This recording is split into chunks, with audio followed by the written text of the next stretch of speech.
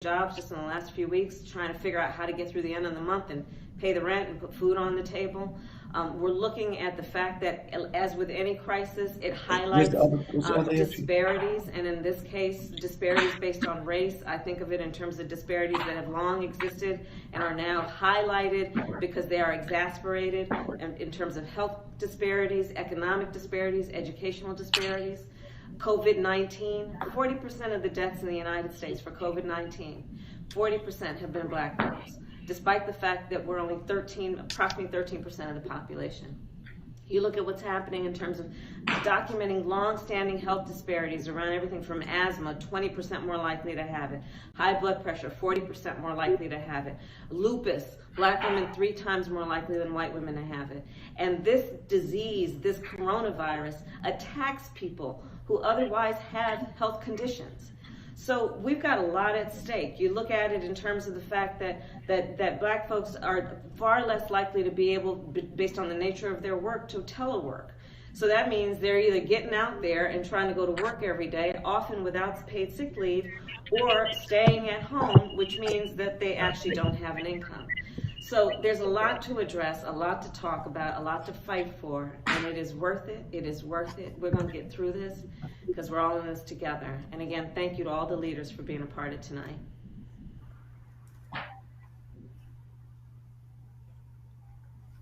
Good evening, everyone. I hope everyone's blessed with their families. I'm a little nervous. I never did this before. But this is a very, very, very crucial time. This is one of the reasons, the primary reason why I started Revolt, so that we would have a platform. As we look at the news channels and the other media outlets, we don't get a chance to talk about the things that are important to us as a people, as a nation, ever, about anything. And so with Revolt, we wanted to one day have this dream come true where we could all get together and not be edited, uncensored, and tell the truth about how we feel. Talk about the facts about what affects our well-being, to have a voice. I've been inspired over the last couple of years by one of my brothers who's been on the front lines on giving us a voice. His name is Van Jones, and he's going to help me tonight as we discuss state of emergency, life or death, the way African Americans are dealing with the coronavirus. Excuse me for being nervous. I'm gonna pass it on to Van, but this is not what I do, Van. So you take it away. I just wanted to bring everybody together. Now, listen, I think we all have emotion because we have a pandemic jumping on top of multiple epidemics already in our community. And somebody needed to step up and sound the alarm. And I just want to give thanks and praise to you, brother, to have the platform that you have and to have the heart that you have. It's unbelievable that you're going to be able to, I think, maybe save a bunch of lives tonight, because the truth really hasn't been told yet about how dangerous this virus is for Black people in particular. We've talked about old folks, which is true, but you can be 30 years old and die of this if you have high blood pressure. Your 27-year-old nephew who's got an inhaler can die because of this virus. We have to look at the Black experience of this. And that's why I'm so glad that we're here. And there's been nobody who's been more clear about the dangers to the Black community and more effective at mobilizing people than the next voice you're going to hear. Angela Rye is a legend already at such a young age. She is the link between Black politics and Black culture. She brings the generations together. She coined the hashtag #ThatRona, and she's been unstoppable in educating our community. I want to bring to you the voice of Angela Rye. Angela Rye, I am powerfully moved by you every time I hear from you. You must be breaking, your heart must be breaking seeing these numbers coming out. What does the Black community need to know about this horrific virus that's not been told enough yet?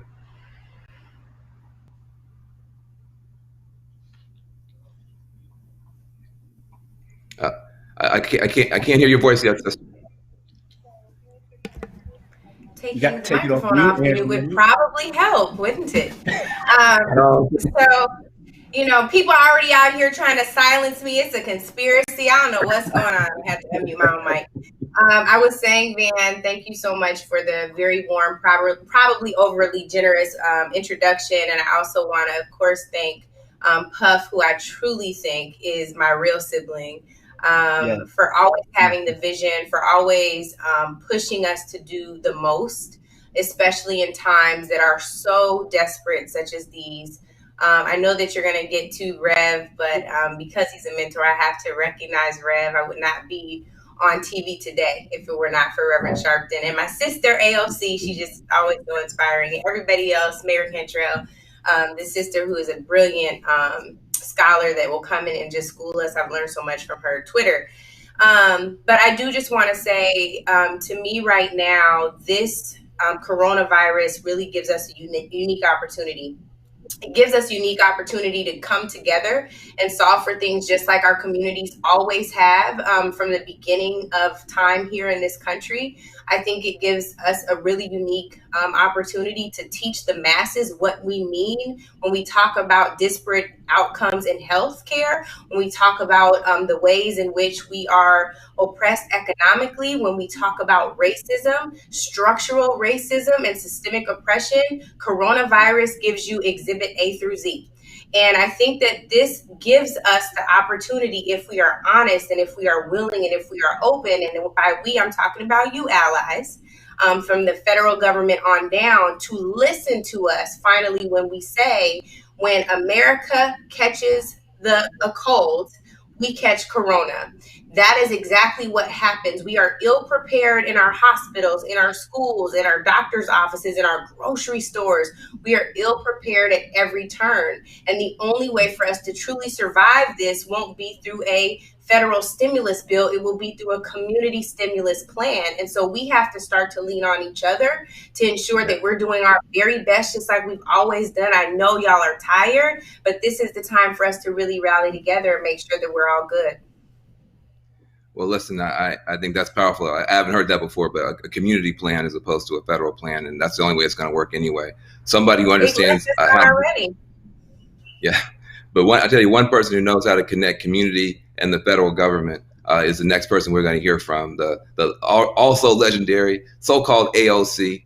I like to call her Congresswoman Alexandria Ocasio-Cortez. How are you feeling about the situation that we're in, and what can we do?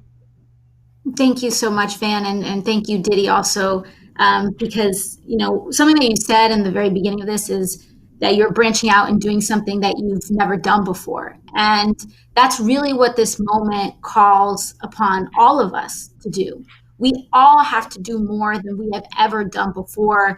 And all of us have the power to do that. And whether you're a celebrity or whether you're an everyday person, we all have the power to convene, and we all have the power to convene our family, our community, or even around policy. And that's really what we need to do right now. Just over the weekend, I started sounding the alarm because my district, New York 14, is the most heavily impacted district in the country. Out of the top 10 zip codes in the United States most heavily hit by corona, 5 of them are in my congressional district, and including the number one neighborhood, which is Corona, Queens. And we started seeing this, and I was out in the streets, I was out with people, and I was seeing firsthand that this is disproportionately having an enormous impact on the Black community and Black and Brown communities overall. Rikers Island is also in my district, and this is where we're starting to see the intersections of what this crisis really means. Because, when I first started sounding the alarm on this, people said, a virus can't be racist. Well, no, biologically, a virus can't be racist, but our policies can be racist.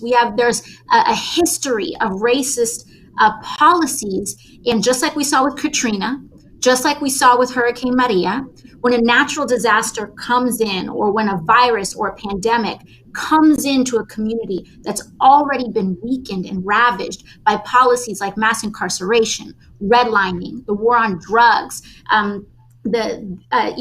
police violence, etc., this really creates an added issue. In addition to that, we have issues like environmental racism, where Black and Brown communities are treated as a dumping yard, as a place for people to pollute. The South Bronx already has one of the highest asthma rates in the country because we decide that those are communities where it's okay for trucks to put smog, for factories to put out waste. We saw this in Flint. We see it in Baltimore. We see it in lead levels in our water. And these all contribute to pre-existing conditions. Structural racism is a pre-existing condition. And so from that, now we're seeing that the highest mortality rates in this, the highest concentrations are in Queens, in historically Black neighborhoods like East Elmhurst, like Corona, where Louis Armstrong wrote It's a Wonderful World about Corona, Queens. And we're seeing the highest mortality rates in the South Bronx. So it's no coincidence, but it's up to us to connect the dots, because when we try to pursue race blind policy, what we're doing is that we're pursuing and advancing policy that denies the impact of racism in this country, which means it does not solve our problems. Congresswoman, this is one thing I need you to kind of break it down for us in a little bit more layman's terms. Like, people are dying out there right now. And when they hear policy, that's when we kind of lose the generation that we really need to take a lead on this. So what could you say to them to kind of break it down in a way that they'll understand it, of what to do right now? And do you agree, because I call this life or death, and we sounded an alarm, do you feel like this is a life or death situation? Oh, it is 100% a life or death situation.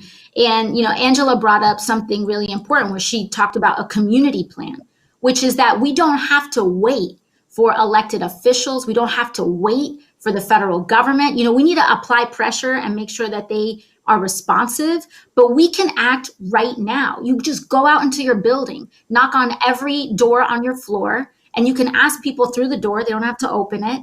But you find which apartments in your building have elders, and maybe you can go to the grocery store for them. Try to pick up a prescription medicine, let them find out what people need, develop a plan, and actively build community so that we can look out for each other. Because at the end of the day, we are all we've got. We are all that we've got. And we have to translate that power in community, in mutual aid, yes, in political organizing and voting, but all that is the bare minimum. What we really need to do is come together and actually actively support each other with our actions. I tell you, that is powerful, and Reverend Sharpton has been doing that for years. He's the template that all of us have been following for at least my generation. Like, you're our guy. You've been there through all of it. You've seen everything we've gone through. Tell us how you see this situation where this virus has jumped on our community, and because, as was just said, we already have an epidemic of hypertension and these other issues that make the virus more lethal. We now have Katrina everywhere. We have Hurricane Maria and Sandy in every community in our nation. How do you see it, Reverend Sharpton, and what should we be doing? Well, let me first thank Diddy for convening us. And since I've known him since he was a teenager, he's always stood in the gap and never really got the credit he should have as the cultural icon that he is. I'm not surprised he did it, but it couldn't have been a more timely way of bringing us together. And I really love him for doing this, and you, Van, and what you've done in your leadership and advocacy, and my little sister Angela Rye, and AOC, who is a member of the family of all of us in terms of putting the spotlight. Let's first understand that the coronavirus pandemic did not start the health in disparities. It put a light on the health disparities. It's like whatever room you're in that was in the dark, and somebody comes and cuts the light switch on, the coronavirus pandemic put the light on what was already there.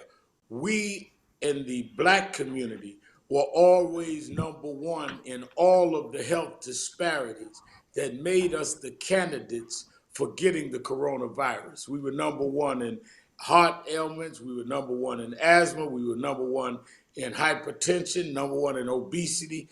All of that because we get the worst health care in terms of how services are rendered, in terms of how we are impacted in our environment, and in terms of institutional neglect. So it didn't start with the coronavirus pandemic, it really illuminated it.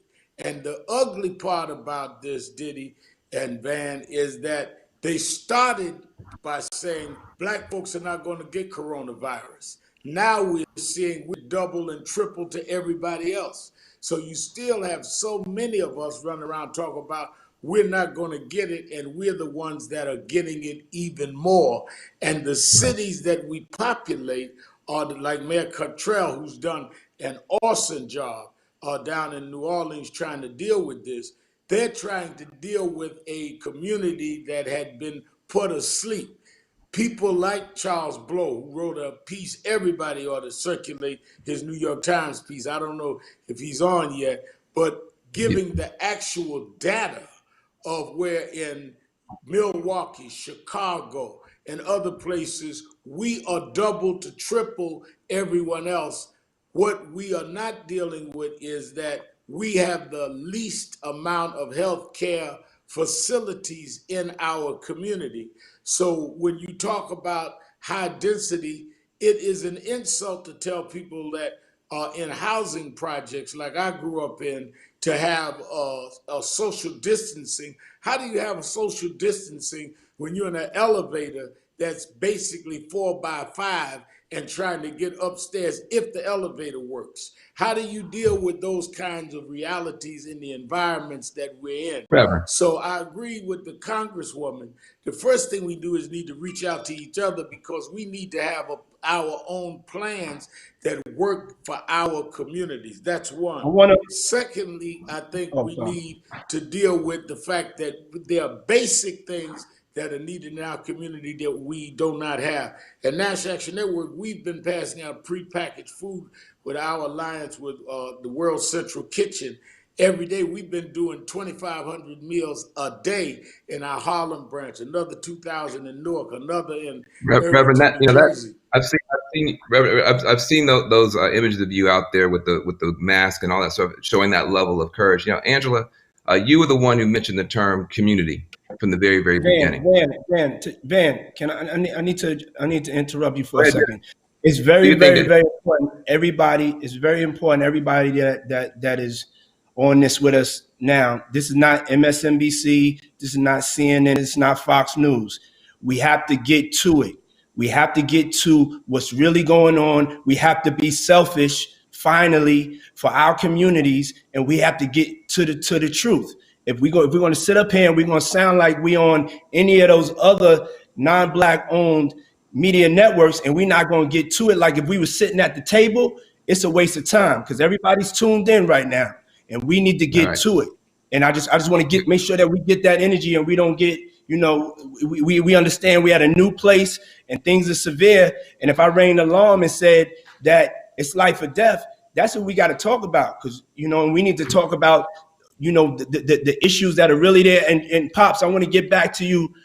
I call Al Pops, if y'all don't know. That's my Pops right there. But I want to bring in Charles Blow real quick because I know Charles is with the smoke. Charles, give us some smoke to wake the community up. And then Pops, we're going to go back to you. Charles, you're on mute. Charles, you're on mute. Oh, I'm on mute. How did that There happen? you go. Oh, no, you're here. Now you are. I'm good? Okay, good. Well, Reverend Al brought up a lot of really important points. One is we have to break through a lot of conspiracy theories. Number one, you can't get it. You would be surprised how that is sticking, and people still believe that this has nothing to do with me, that this is, this is a jet setting disease. This is a cruise ship disease. This is a spring break disease. This is I'm an gonna be Asian honest, disease. Charles. Right. I was one of the people. I actually believed that. I was like, God has to give us a pass. We have, this has to be the one we're gonna get a pass. So I actually am one that can say I was guilty for that, and that's one of the reasons why we have to get this message out. Sorry to interrupt you. No, that's fine. But the thing that people have to always remember, this is one pandemic. There will be other viruses. There'll be other calamities. They will always settle at the end of the day, no matter how they start, no matter how rich the people were who first affected, no matter if they're medical, whether they're on planes. It will always settle at the end of the day on the most vulnerable population. You will never escape it.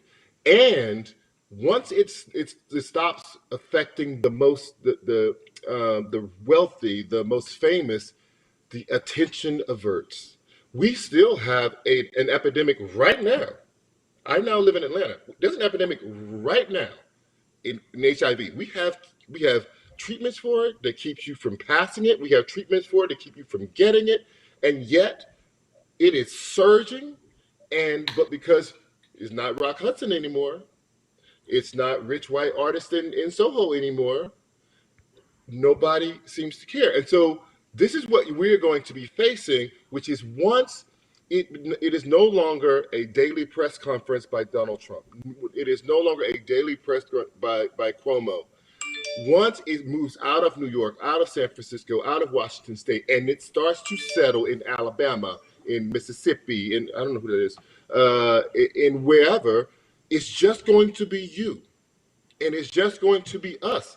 And we are going to be stuck to deal with it. And the world will have moved on, and Trump will have opened back up the government in some, big bang way. And we will be stuck with this. And so we have to figure out, what do we do with this knowledge? I had someone today message me to say, stop making this a black thing, because if you do that, they're going to stop caring. First of all, I can't make anything. I'm following data. But number two, think about how damning it is to say that if it's just about you, no one will care. And that part of the statement wasn't actually wrong. Well, now you started to bring some real smoke. But I want Angela and I want AOC to jump in here. Now we got some smoke going. Angela, you got some smoke? Yeah, and I think that we have some folks here, a mayor on the ground who's dealing with the crisis of what it is for Black people in New Orleans. And of course, Dr. Jones, the stuff that you have pulled in terms of the sheer numbers, the ways in which we're impacted and disproportionately so, just some of the statistics, 70% of the people who died from COVID-19 in Chicago are Black. Right. So we're not talking about like some little fly-by-night numbers. We're talking about huge numbers. I was on a town hall earlier, and Brittany Packnett Cunningham was saying that people often talk about Wisconsin like it's just cheese and cows, but there's a whole Black city called Milwaukee, and folks in Milwaukee overwhelmingly and adversely impacted. To me, this is one of those things where we have to say for a long time, before we have Black Lives Matter as a mantra, right? People who were pleading with the government for our lives. People were pleading with the government for our health, for our economic stability and viability. Then we got a mantra, Black Lives Matter, after Trayvon was killed. Well, now we're saying that, but the only thing they will agree with us on is Black Workers Matter. Why? Because they're all the same. Right to the point. So whether it's someone who's coming to pick up your trash, it is someone that's a security guard at your building, it's someone who has to risk their life for you. That Black worker matters, but their survival does not. And that is the bridge that we have to cross. All of a sudden, people care, right? If you can come and do the work. Right, it's something that we've known since the beginning since the first slave ships that came to these shores. Your work matters, but you're not worthy of survival. There's always going to be another worker, and that's something that we can no longer afford. If we don't accomplish anything else tonight, Puff, I hope it is that there is a bridge that must be crossed tonight, that Black Lives Matter, Black workers matter, Black people matter, Black churches matter, but you better do it on live stream, right? Like there are a bunch of things that we have to cross to get this right. Yeah, this is definitely the start. This is the start of the conversation. AOC, do you have something else to say? Yeah, no, it's like Angela is saying it all right now, because it really calls into question, why it's not just do Black Lives Matter, but why do they matter to you? Because for a lot of people, they cannot cross that bridge that she's talking about. And like, we shouldn't care about Black families and Black communities because they're the ones that deliver groceries and they're the ones that stock our shelves. And it's because of what the utility is to another person. We should care about each other because of the fundamental human value of life. And we have to see each other as brother and sister in a real way, in a real way.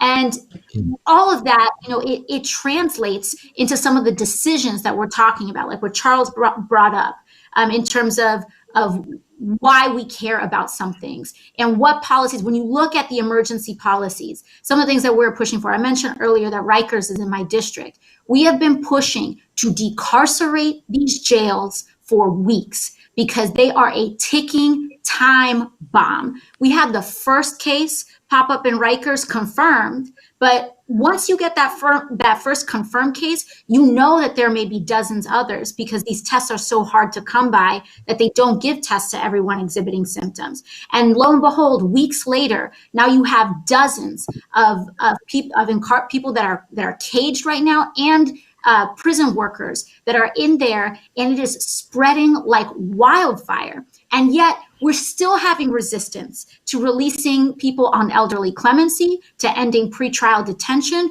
The first COVID death on Rikers was from a person who had a simple civic parole violation, not even a crime. Not that it even matters, because nobody, no matter what you do, should die in the indignified way of not having access to healthcare because you are trapped in a cage. And so on top of that, you get the fact that they are putting prisoners on Rikers and sending them to Hart Island to dig mass graves, being paid slave wages. This is all confirmed by The Intercept in the city. Confirmed to dig mass graves on Hart Island to bury the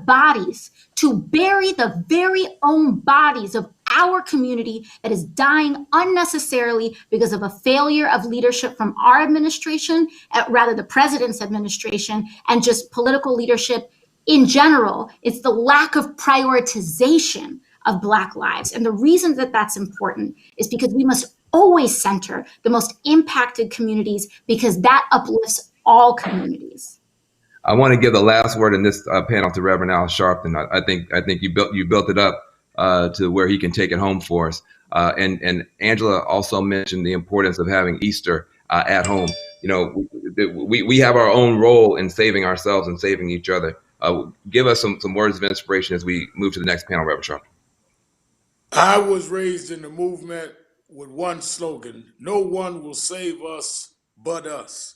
And we are going to have to do what we need to do. Yes, we're going to spend Easter at home. We need to really get into our family and create a bond that we are going to be the part that brings what is needed in our neighborhood, to look out for the elderly that has no one to get the groceries now, to deal with the lack of health care, to prepare for mail-in voting, because we need to put people in power, like AOC is saying, that will not have our communities rendered this way.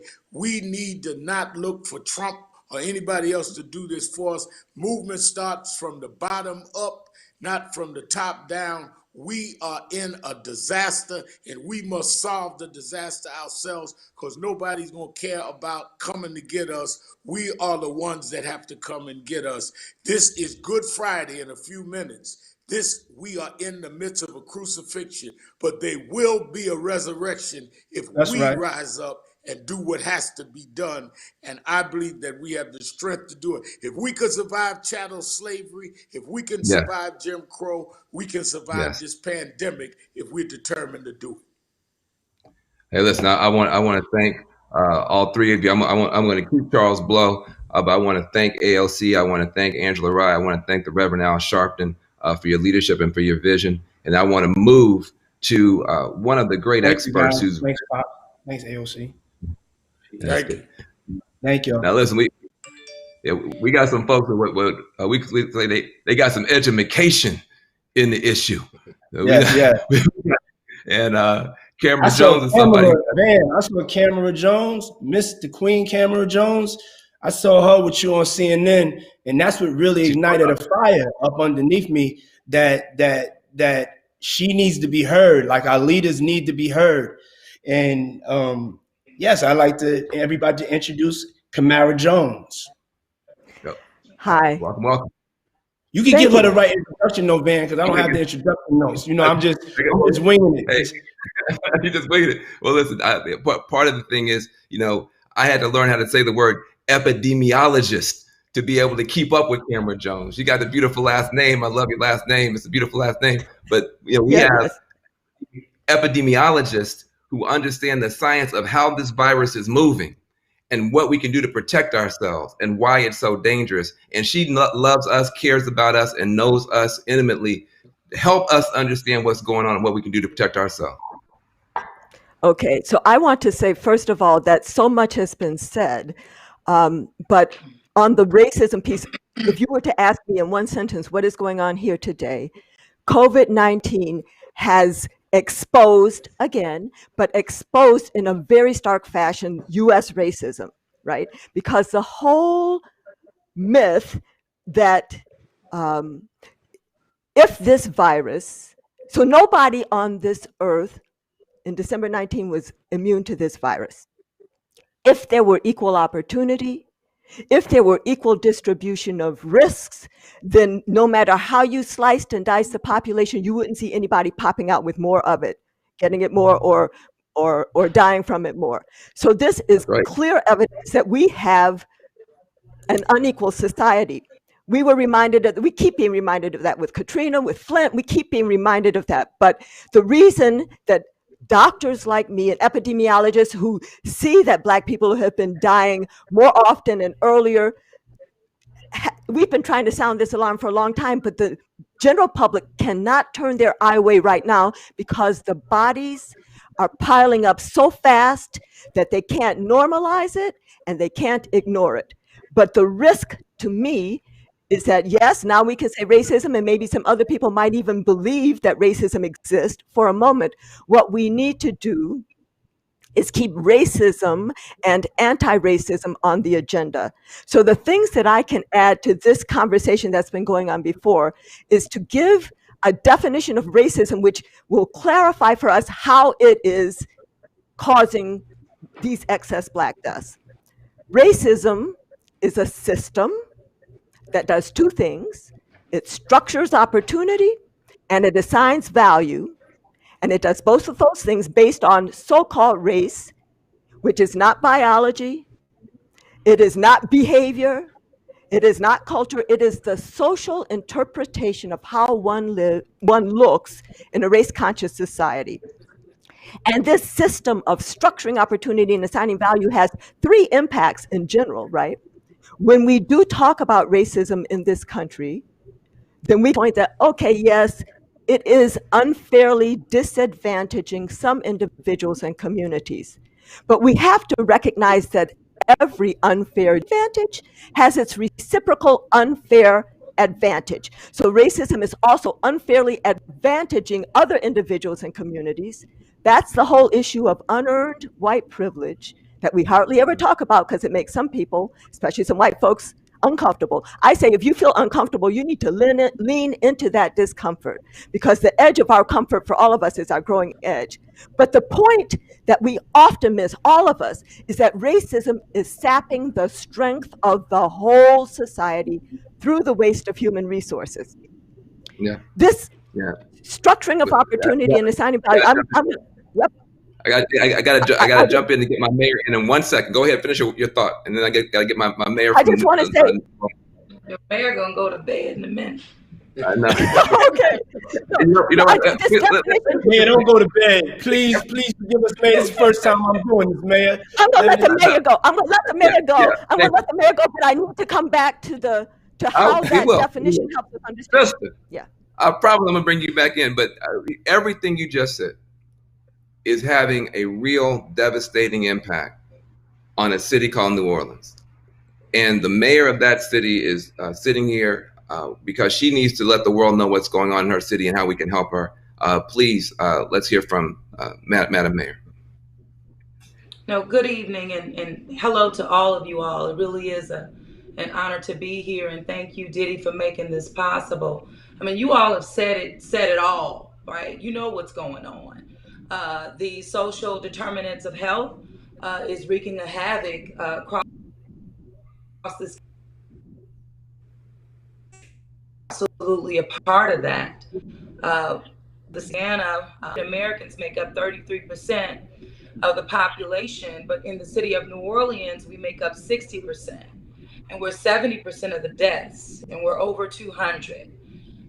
And so the impacts of these disparities are not new. We've known about them. There's a lot of work even that's been happening on the ground, but we need the support on the ground. And we collectively, the community truly has to be the cavalry.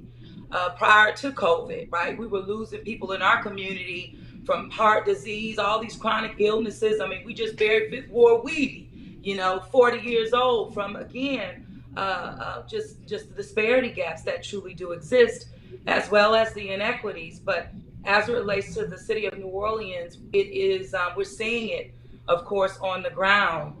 When the doctor mentioned, and I heard, preparation for the morgues.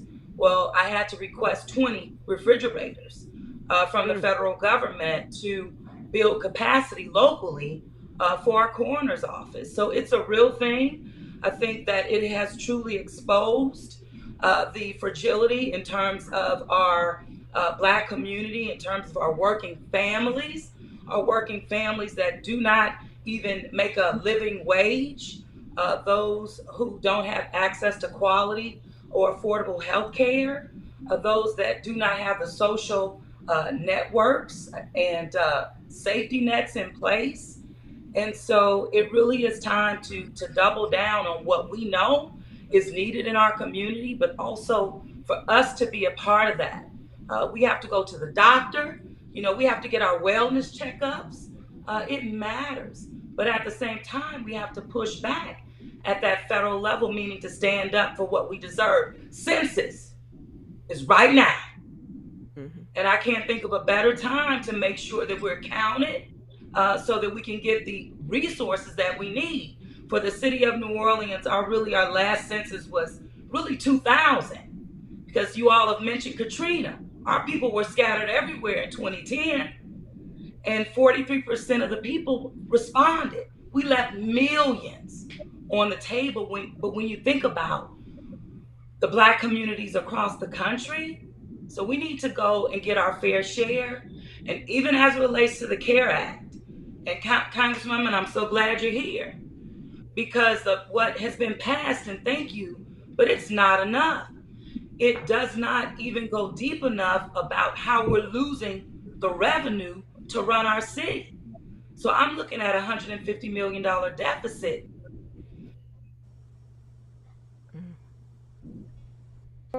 Yeah. Well, look, the conspiracy might have jumped on us there to prevent us from hearing our brilliant Mayor Cantrell. But listen, she's not the only mayor that is out here, and she's going to be facing real serious challenges. Charles Blow, you are correct. And when you talk about the way that HIV was once seen as a kind of white disease, and then people cared, and then when it moved, people didn't care as much. What can we do ourselves, as Reverend Sharpton was saying, to sound our own alarm and make sure that we take this as seriously as we possibly can? And what lessons can be learned from the struggle against AIDS that can be applied right here and right now to us as we figure out how to take care of ourselves? Well, I'm going to come in on what the mayor was saying, because she runs a majority Black city. There are 1,264, I think, majority Black cities in America now, and that number keeps growing. right? And so when you look at the data, the preliminary data, we don't have it all yet. Preliminary data suggests that places where Black people are not necessarily a majority are doing relatively well relative to places where they are the majority or plurality, right? So that is New Orleans, that is Milwaukee, where they're the majority, that is Chicago, where they're the plurality, that is Detroit, where they're the majority, okay? That paints a particular picture. And if you look, people keep patting California in the back, and I'm realizing that there's not a single all-Black city in all of California. I'm like, I look at Washington State, there's not a single all-Black, majority Black city in Washington State. And I'm looking at this and thinking, we need to marshal resources to these majority Black cities, because whether or not we know exactly what is going on that's making those numbers so disproportionate or not, we can't wait to figure it out. That may have to be done in retrospect, because we need the help on the ground now. We need massive amounts of testing in those cities. We now, today or yesterday, I was saying at the press conference that Philadelphia which has a Black plurality, Baltimore, which has a Black plurality, and Washington has a Black majority, and DC, which has a Black plurality, were also coming hotspots. There's a specific thing, specific to us and specific to our density. And I don't know what it is. I want the scientists to help me figure that out. But there's something happening around that. We need to just marshal resources and research into those spaces to try to figure out what is happening. Mayor Cantrell, before we bring the epidemiologist back in, I know you have to leave us. Should there not be, given the fact that even President Trump has acknowledged this week that this is a specific catastrophe for Black people, should there not be a concerted effort to rush masks, tests, and ventilators into Black communities, into Black hospitals, into Black cities?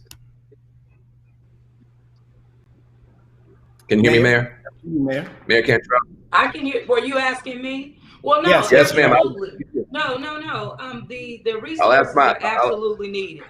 No, the resources are needed on the ground, no doubt about it.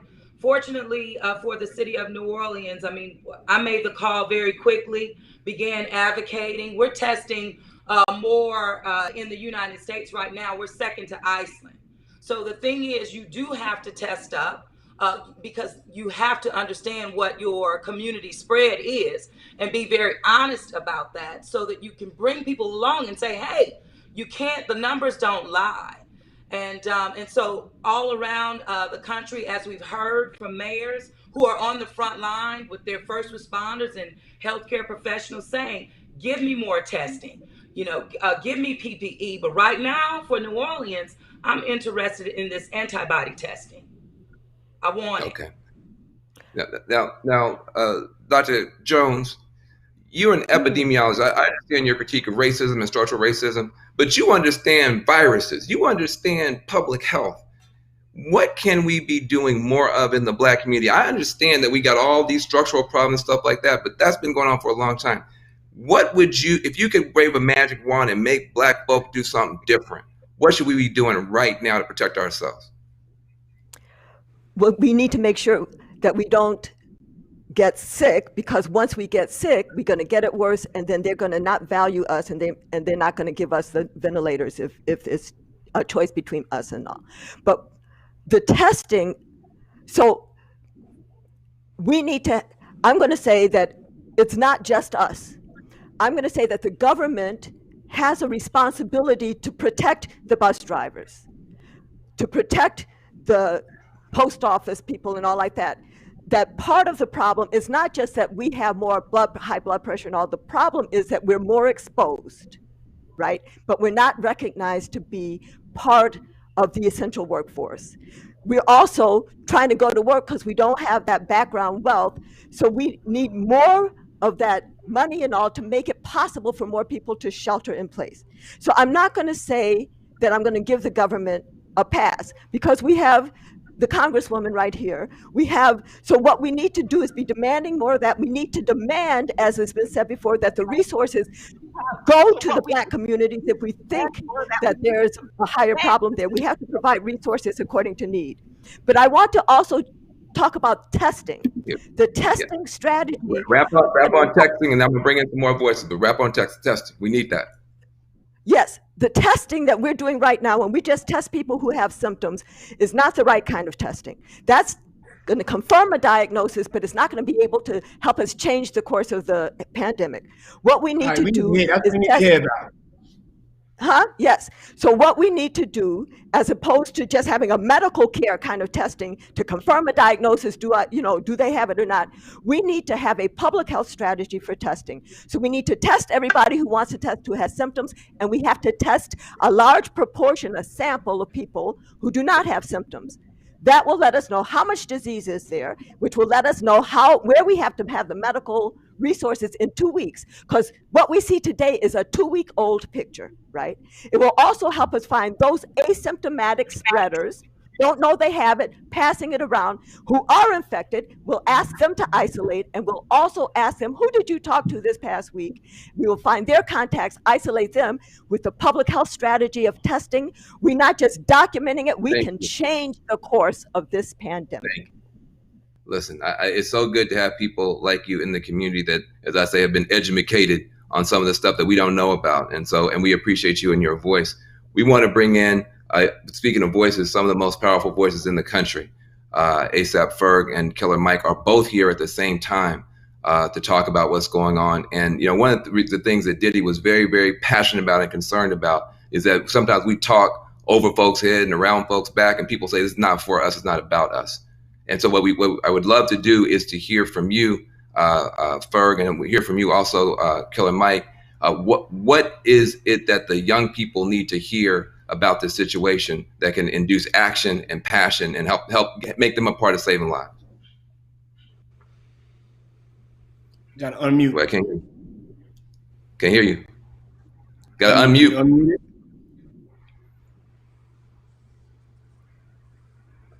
Still don't hear you yet, brother. Yeah, brother. Okay, we're gonna figure that out. Let's go to Killer Mike. Same problem. Hey, Mike, can you unmute?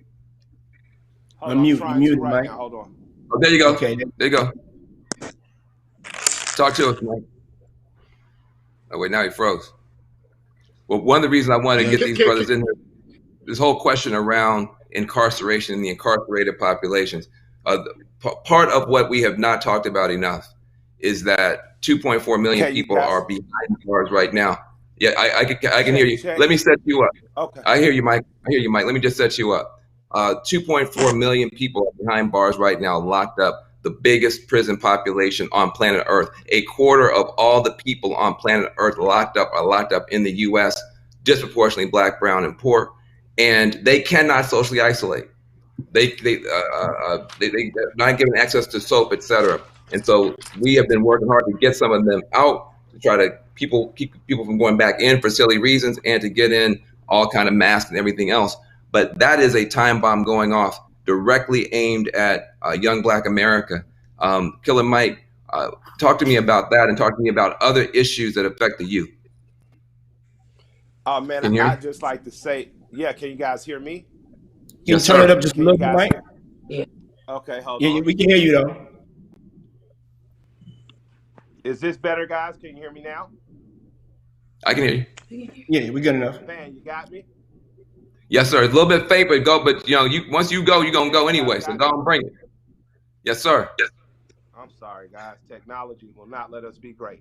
I'm hoping you guys can hear me. Well, this is what I have to say.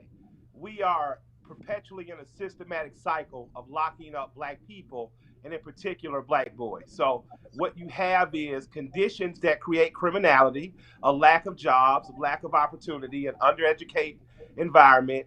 You have our boys being picked up for things such as loitering, stop and frisk in New York would terrorize us forever, essentially new Jim Crow laws. My fear right now is that in our rush to contain a pandemic, that we are going to be targeting the very neighborhoods that we should be saving.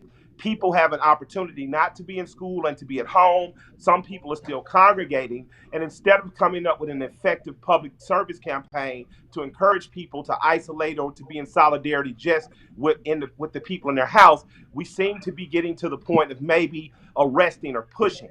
Well, we're going to push those people right into a system that locks them in cages like animals and allows this virus to spread within the prison system to the guards and then out. So I would encourage us, government officials, people like my man down in Florida who's working, who I'm trying to remember his name, guys. There's a brother working down in Florida on restoring the rights of felons. He's trying to get people out. We have nonviolent drug offenders that should be out. We have people awaiting that can't get out because of cash bonds. Those people need to get out so that they can self-isolate. So my fear is that the pandemic is going to further criminalize us, and I'm hoping that does not happen. I know a lot of times as entertainers and celebrities, we get on television and we give advice because we've been given that. But a lot of what I'm saying is coming directly from the brothers who are locked away. They're afraid, they're in a panic. And all my Christians out there, I just want to remind you, like Grandmama said, the last person that Jesus saved on that cross was a thief. It was someone who was condemned to die, someone who was a prisoner. So in this time of panic, let's not forget empathy, and let's not forget those that are locked away, because they are as important as the people that are being rushed to the hospitals. Hey, listen, amen, amen. What do you want to add, brother? Ferg, talk to us. You hear me now? Yes, I can. Yes, sir. You good? All right, cool. Yeah. So I was gonna say, you brought up a great point, Killer, and I was just gonna say, like, I went to go see my grandfather the other day, and there was a lot of guys on the streets in the corner. I don't know if this is going into like the jail conversation you guys was having, but this is more so like how we could prevent the coronavirus from spreading amongst the neighborhood and just keeping everybody more safe. I just want to encourage the younger guys to let them know that like this is a real thing, because like myself, I wasn't watching the news. Everybody else was watching the news. Like, being my generation, we may not be brought to the news, but like I had older people like my uncle and my mother put me up on like different things, and that led me to like telling my brothers and like younger guys, we gotta like really take this thing serious, because we taking this we might be strong enough to hold a virus, but we taking this virus back to our grandmothers and our moms and people that already have sicknesses within themselves and making it worse on them and making it worse in the community. So yes, we may be able to fight it off, but they may not be able to fight it off. And I just feel like I wanted to use my platform to say something, because I didn't see too many age group of my generation saying anything. Well, listen, I think it's really powerful that you're doing it. And, I'm proud to be a part of the Reform Alliance. Part of the thing that Killer Mike was talking about is when you have people who are trapped in prison, we could have morgues. Those prisons and jails could become morgues from coast to coast if we don't do what he said. We've got to get the people out. A lot of people could come home right now with a little ankle bracelet or something, or just home confinement. And they could go right back. A lot of people, as you were saying, sitting there because they can't afford bail. So we have leadership though, from the streets to the suites. And one of the great leaders that we have that's come on the scene is a Congresswoman named Ayanna Pressley. And can you hear me, Congresswoman? Yes, I was having some technical problems, but the devil is a lie, so I'm here.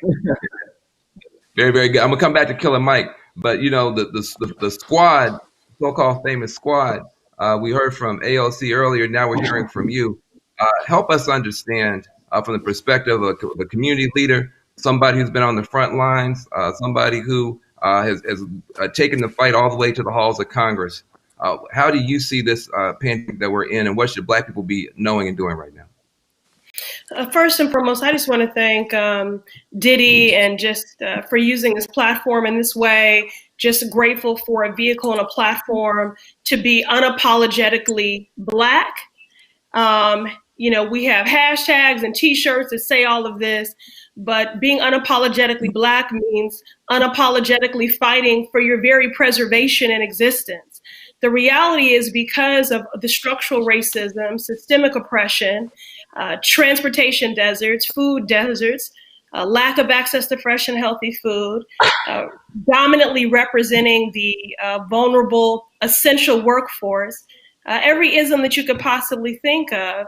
We already knew what was going to happen before the White House even acknowledged that this was a pandemic. We already knew what was going to happen. History has taught us that. If you look at H1N1, Black folks disproportionately represented the mortality rates with the H1N1 virus. So I just want to say this, Black folks, I love us. Love yourself. You are resilient, but you are not invincible. I was at the supermarket yesterday and saw parents out with young children with nothing covering their faces. Black folks, we are resilient, but we are not invincible. And so the three things that I've been focused on is first, early on, I, along with other colleagues, pushed Health and Human Services to begin to collect racial and ethnic data in real time, to disaggregate it and to report it publicly. Now, every time we start talking about race, someone will accuse us of playing the race card. What they call a race card, scientists call a data sheet. We need to have this data. We are already collecting age and gender, so we need the race and ethnicity data. Now, yes, anecdotally, we know that we're being hit hardest by this. And we see Black men being hit the hardest by this, anecdotally. But what we need is the data to directly inform how those resources are coordinated, marshaled, and dedicated, right? So the data informs that. So what I need from folks, Diddy was looking for action items. We need for you to demand that your governor, until the Fed give standard mandated guidance for all states to do this, to collect this data. It will let us know if there's equitable access to testing and treatment. Now, the other thing I want to say is this. Every time I bring up race in our healthcare system, some people think that we are casting aspersions against the heroes that are patient-facing on the front line. We're talking about structural racism that is so embedded that when Black folks show up at the hospital presenting with symptoms, they are being turned away. Why? Because they have been taught that we have higher thresholds for pain. It's why we have a Black maternal mortality crisis. So the reality is that because of the ecosystems, social hierarchy and stratification, every socio-economic racial fault line is being worsened in this moment. Black folks have been slowly dying for a long time based on a political carbon monoxide poisoning. And now it's just happening with a blunt tool and a club. Damn. Well, look, that's powerful. One of the things that I think we're facing is a triple crisis. We have a public health crisis, which has now brought on economic crisis, which could bring on a democracy crisis if it winds up messing with the election. But the economic crisis. We had the economic crisis first. And exactly. And then on top of that is the health crisis.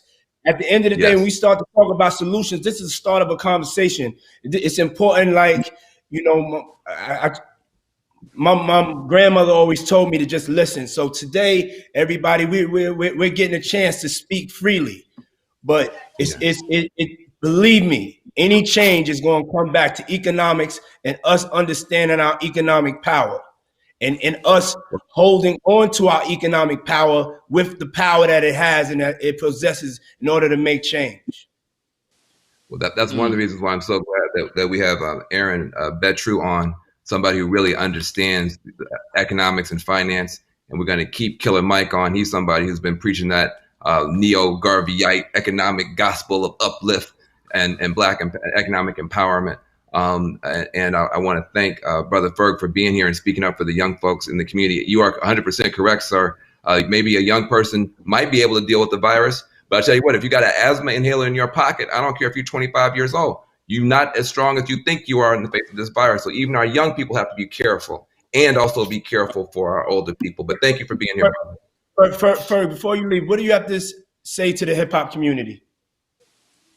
I have to say to the hip hop community, we must take this thing serious. We must we got to be separated.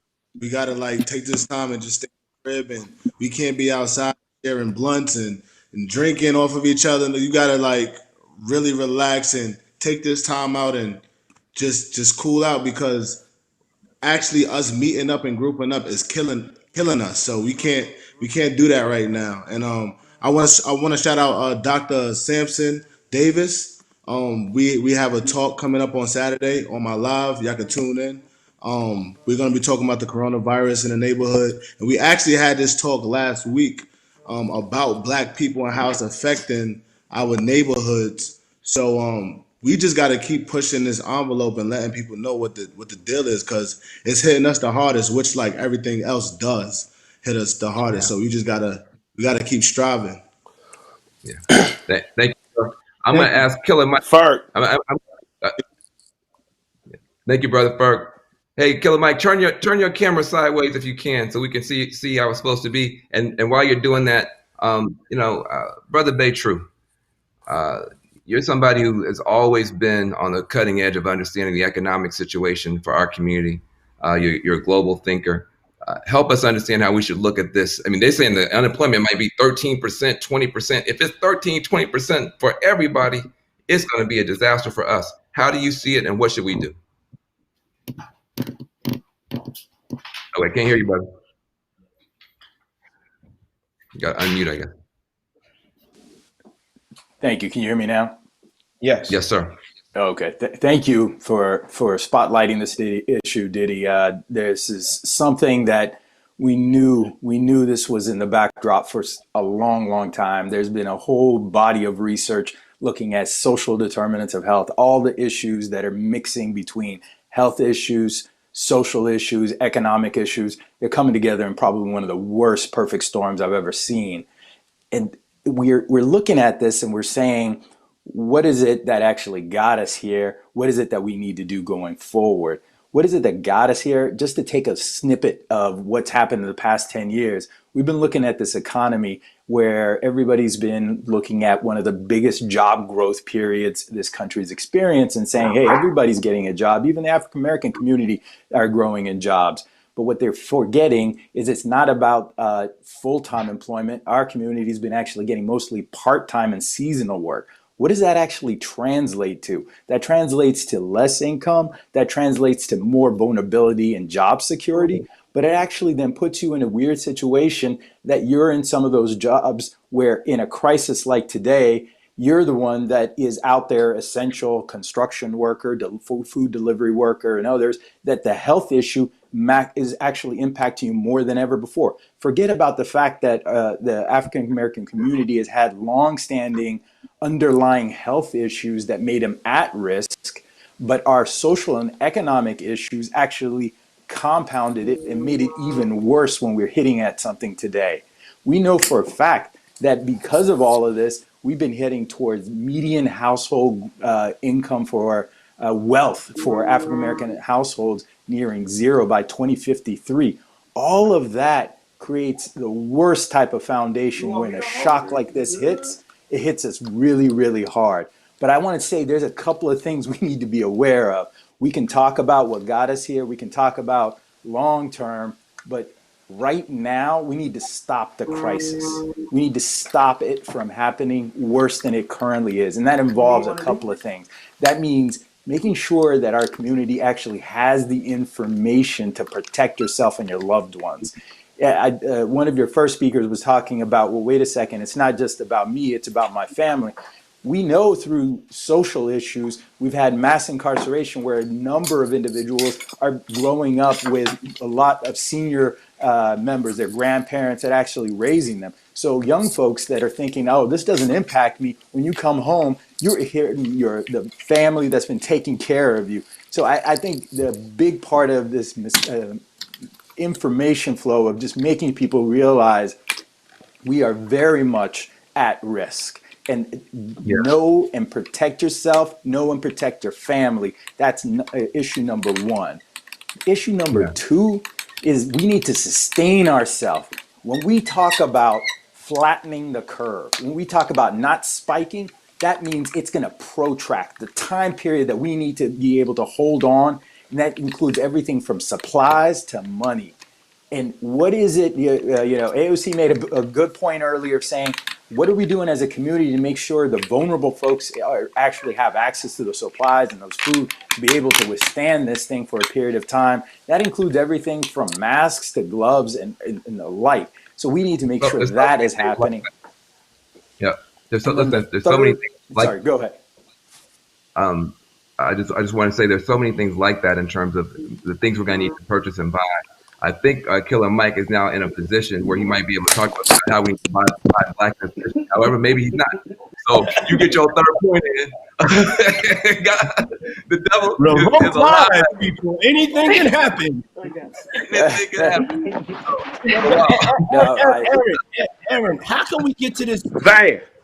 How can we get to our fair You're share? You're sabotaging me, man. You're making me move on. I don't know what's going on. Can you hear me? Yeah, I can hear you. Thumbs up if you can hear me. Yeah, we can hear you. All right, we can Thumbs up. You can hear me? Yes, sir. Yes, sir. I can't. Okay. All right.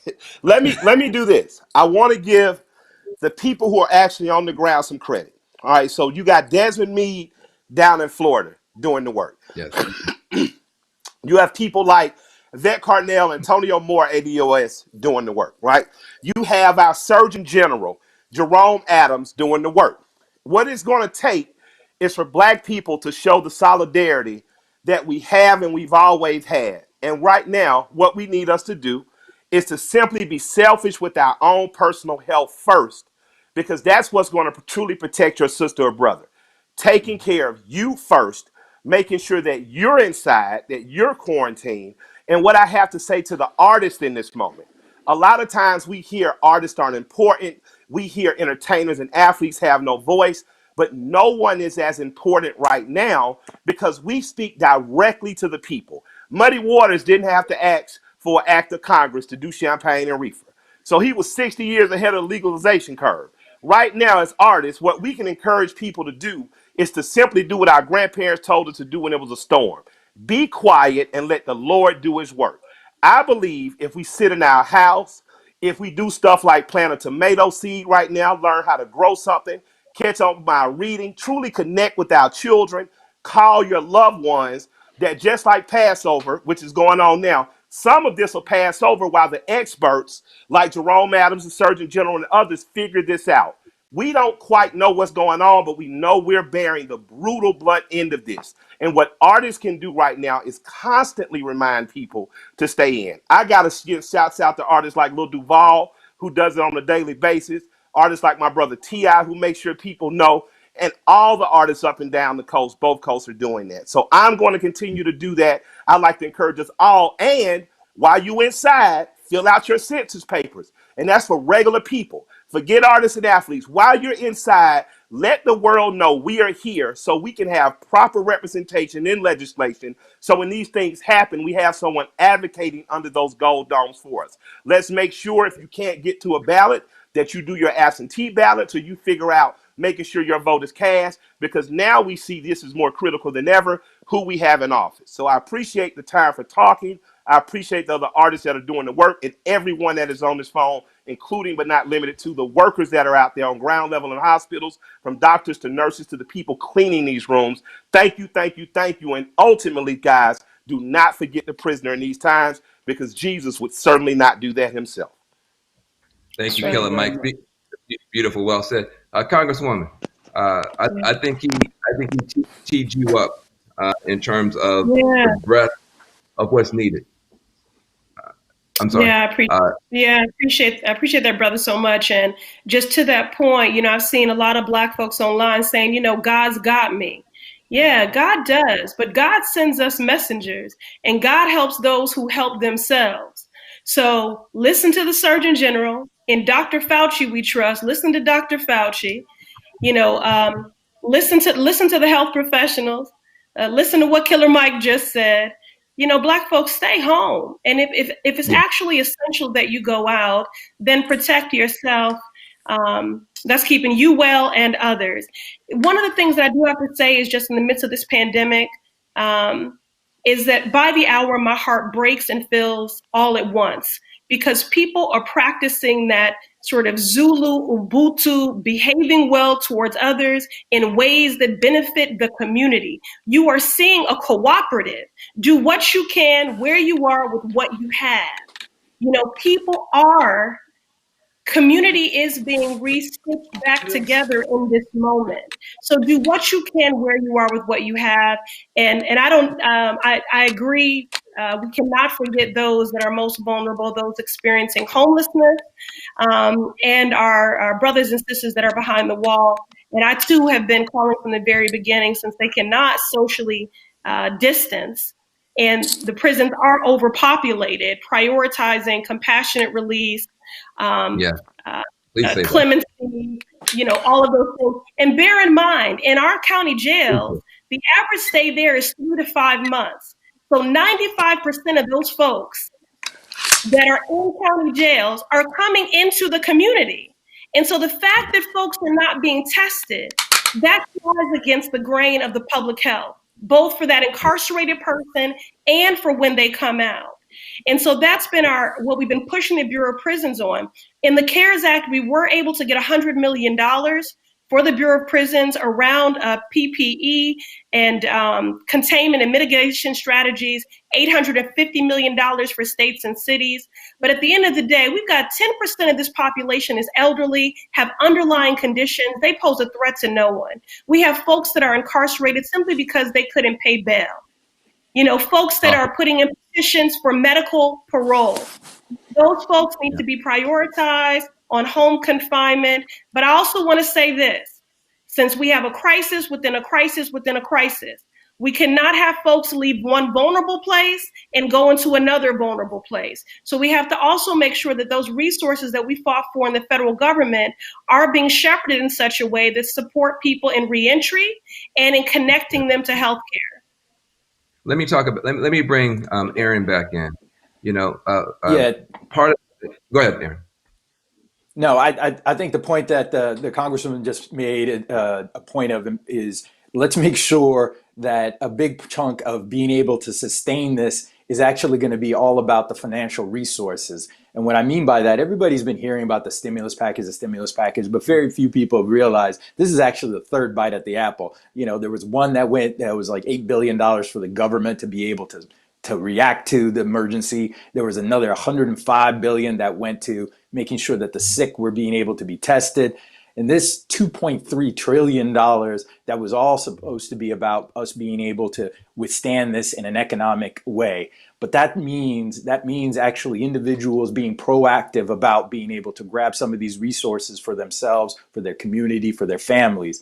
Yes, the first tranche was supposed to be about economic impact awards, up to $1,200 for an individual that makes less than $100,000. But if you exceed the $90,000, I believe it's where it zeroes out to comes down to zero. That means you need to make sure that the federal government, the IRS, has the ability to get this capital to you. If you filed your tax returns and they were able to get you a return electronically, then they've got that information for you. But if they don't, you need to make sure that they do have your address and other things.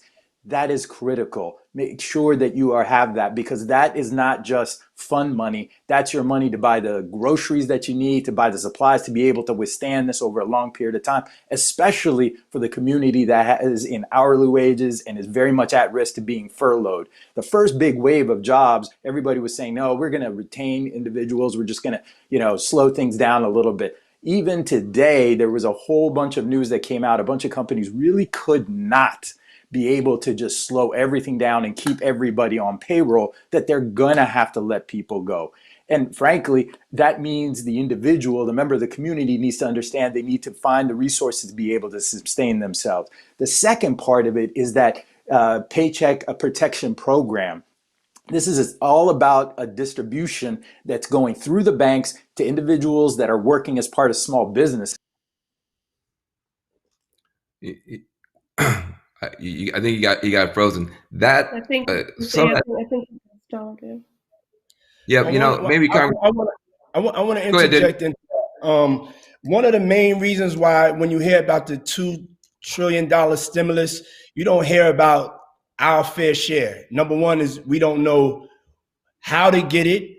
We don't know what forms to fill out, and we don't know where to go to get the money. So I'm starting a program next week that's going to show and give direction. One of the things that I didn't just get us on here to talk, I wanted to listen, and then I wanted to start to ignite the great minds that are listening all over, that God is bringing us, as we're listening, as we're talking about these overwhelming issues. You're talking about the people that we built America. That's right. I'm tired of being last. I'm tired of my brothers and sisters fighting. I'm tired of not fighting back. And so this is the start of a conversation, but the part two of this is how we fight back. And the look out for our fair share hashtag. Look out for that. I'm gonna be launching that, and I'm going to be informing you guys. Diddy, I want to jump in on that point that you were just saying on how to get your part of the stimulus to make sure that your family survive. You're back with us right now, Aaron. So if you want to pick up, I was just trying to fill in for you for a second. No, thank you for that. And I think you're spot on. Being able to actually make sure that people have the information they need to get access to some of these resources is absolutely critical. A lot of people are saying, this is not for me. This is for some other part of the economy. These are for small businesses. These are the places where a lot of our community are employed. You do have the ability to, whether or not you are by yourself a sole proprietor and you are an employee of one, there are mechanisms for you to be able to access these resources and pay for salaries. That is what it's meant for. It is for paying for salaries and paying for other things that are critical for your ability to sustain it. That $350 billion, that is a critical thing, but we may be recognizing that we need to top that up another 250, maybe even 500 billion. Hey, Van. Yes, Congresswoman. You want to take your last shot? I'm sorry, for a moment, but I just wanted to pick up on Diddy's point and just thank you, because these SBA loans are first come, first serve. And we know our folks are already starting at a deficit and at a handicap, because so many folks, they already know how to work the system. Representative Ocasio-Cortez and I were talking about venture capitalists already manipulating and working the system. The other thing is that this is the first time that nonprofits and faith-based institutions have also been eligible for these grants and loans from the SBA. So that means we are going to have barbershops. Yes. Well, look, I want to thank the Congresswoman, and I want to thank Aaron for bringing us so much good information. And I'm very, very happy and proud to know that Big Sean is actually in the house. We got Sean Combs and Big Sean, so we're going to bring him in. Part of the thing that I'm so excited about is that Robert Smith himself has also built an app to go alongside of some of the stuff that Diddy is doing that's going to be in the marketplace to help people. And we're going to put that information out there before the night is over. But Big Sean, are you there? Can you hear us? Are you ready? Because I can. Oh, you fix your audio. Okay, then we won't put you on blast. Killer Mike. No. Yeah, Van, this is as good as we get my camera though. I like your camera like that, Mike. Van had a problem. Van had me dribbling this thing like a basketball. You can unmute it to make You was good from the video, Daddy. Puff, what up? Look, how you doing, beloved? Hey, so listen. There's three different elements that we're trying to at the same time. One is this question of how we deal with public health and the racism there. The second is how we deal with the economic issues, and how we got political power, stick up for ourselves and to fight back. And we get ready to bring other voices back in. Killer Mike, what are you hearing that you want to amplify and underscore? I would like there. Well, it's on a lot of different levels. First of all, the work needs to be. We need the voices that we have online now are important, and they're important because they speak and point to the voices that are doing the ground level work. So my man Desmond Meade down in Florida, who has the Florida Rights Restoration, PIM, ADOS, them. The SCLC is still out here pumping them.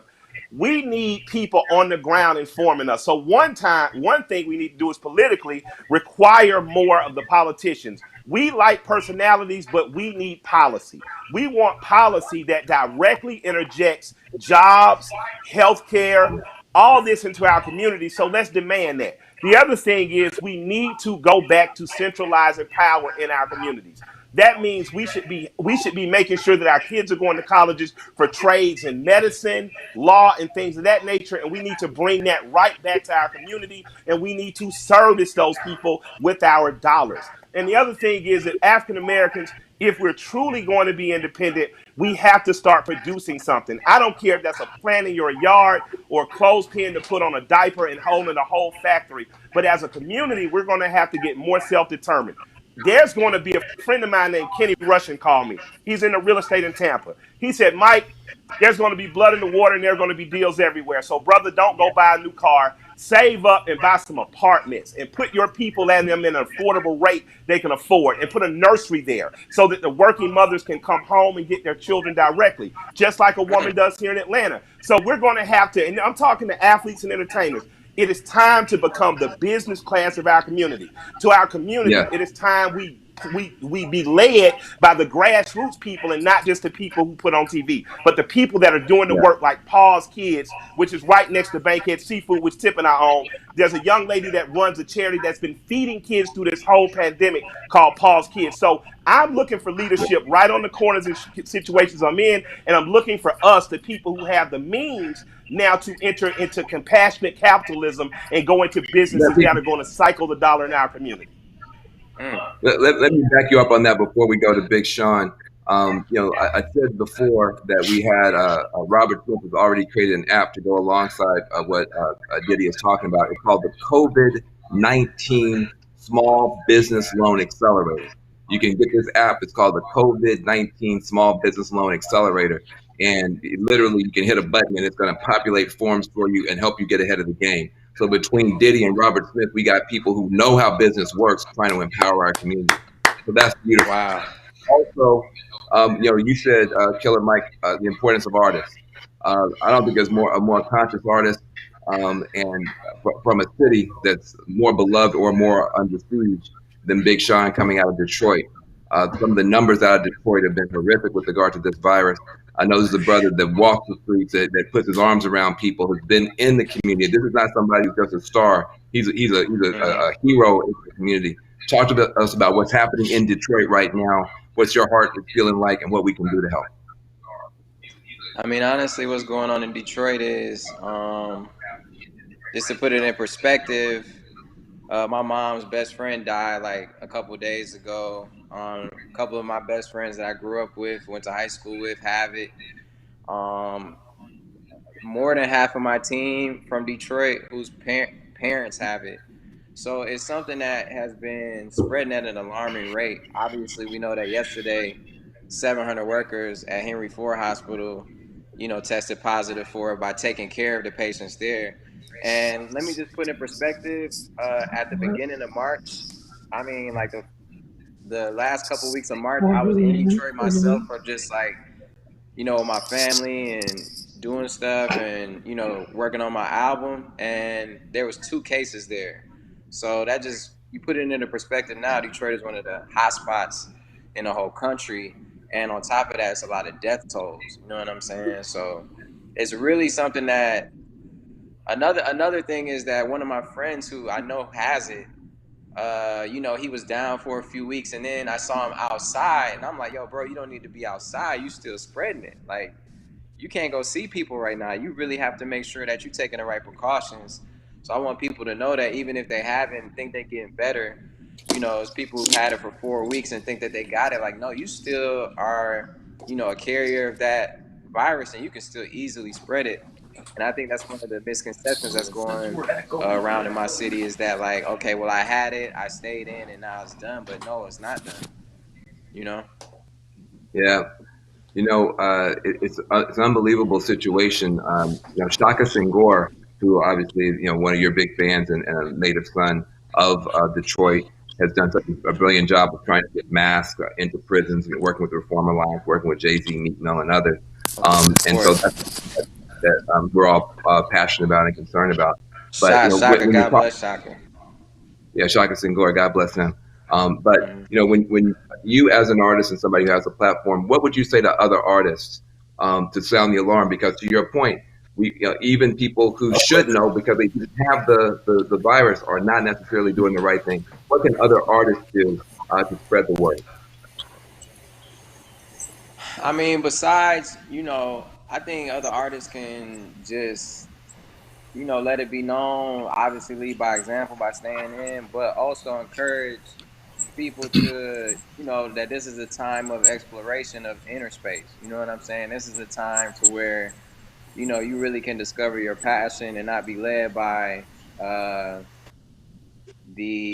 you know, the lights of society, the ego, you know, this is a time for you to really go within and discover your passion. So I feel like, you know, not just staying in, because, you know, the thing is like when you stay in, people can look at it as like, oh, that's boring or whatever. But when you stay in, this is giving us a time that we've never been able to experience. Obviously, it's a time of tragedy, you know, but throughout time, we've always made lemonade out of lemons. You know what I'm saying? This is a time of self-discovery, a time to really heal, and a time to look within. You know what I'm saying? So you know, to other artists, I just feel like, to the platform that we have, like, I don't know how many followers I got around, you know, on different platforms, but, you know, I definitely put out like a list of books that I was reading. I put out, you know, I've been painting, I've been doing things. Obviously, I've been also working on music because the music is in my house, but I just been staying like self-contained and, you know, preaching that and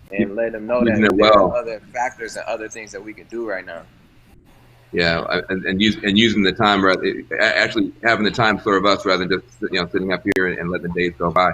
You know, somebody who loves. Man, I want to say on that is very important that we use this time wisely. You know, this is all God's divine order, and He's not giving us this time to waste it. That's right. And we are put in this position, our backs are up against the wall to figure it out. We're starting the conversation and having the discussions, but we have to be a part of the solution. And sometimes you have to, in order to get that greatness, you have to be isolated. And that's what's happening to us now. And I would say to the hip hop community and to the younger generation is to be honest, is your world. And Yeah. and you have to protect it. And you have to take it seriously. I've never seen nothing like this, and I've seen a lot of things. And I've actually, to be honest, I've gone through it. When Kim passed away last year from pneumonia, nobody knew what it was, and it was out of nowhere.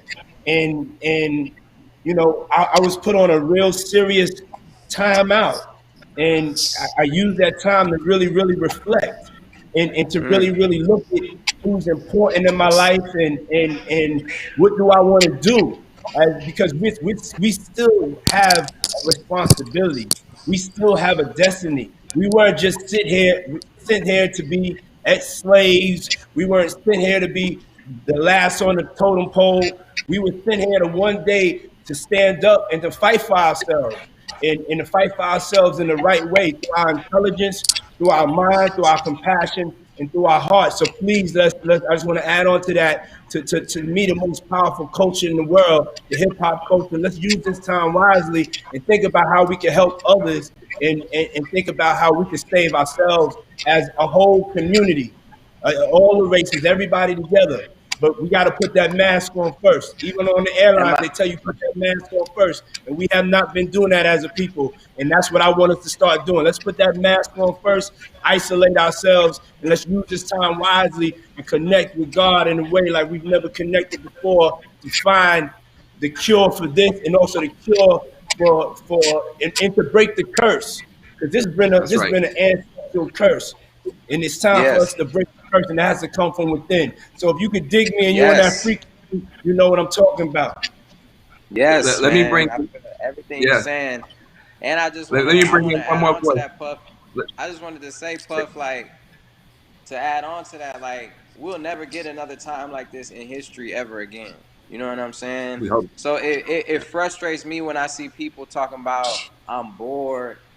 Yo, you know how many things you could be doing, like, in the house. Now, it's different if you can't provide for your family. It's people out here that's going through the most terrible times of their life right now. You know what I'm saying? The most devastating times. But for the people who just like, oh, I'm bored, or, you know, you've been on the internet more than ever, it's just like, yo, there are so many things that you can do. It's just all about balance. You know what I'm saying? Of course, it was a time for us to come together. I gotta bring in. I got one more voice from Detroit. I gotta bring in, brother. I agree with the balance, and I want to also balance the time out and make sure that Royce, the 5'9", gets a chance to speak on this. Yeah, you What's up, talked about everybody? What's up, bro? a true What up, Detroit Can though? y'all hear legend. me? Yes, we We can hear can you. hear you. How's everybody doing? God, And we safe, Good. supplied, and got to strength. get we all together trying to start this, conversation and really just hear from our brothers and sisters that's in the communities, and we know Detroit's been hit hard, and we know you're one of the kings of Detroit. So I definitely wanted to have you on to hear your perspective. Well, thank you for doing this. First of all, um, Yes, thank you. I think this is a perfect time for us to really, really look at the truth. Like this is a catastrophe that we're dealing with, and Black people, for all intents and purposes, are like sitting ducks. Like we need to start thinking as a village. We need to start thinking as a collective. Because my dad tested positive for it, and I believe he works at the post office. So a lot of these blue collar workers, they don't feel like that they have the Black fellowship to fall back on, so they're willing to go take the risk and go work those jobs and put themselves in the line of fire. I just think that we need to focus on ourselves year round, not just when it's like, what I'm saying, like a disaster. We need to focus on ourselves year round, focus on our community year round, Period. like a lot of the Killer Mike was saying. Like if it's building schools, I mean, we got everything we need within our community. I think we just need to focus on us, and we need to stop letting people make us feel uncomfortable with loving ourselves.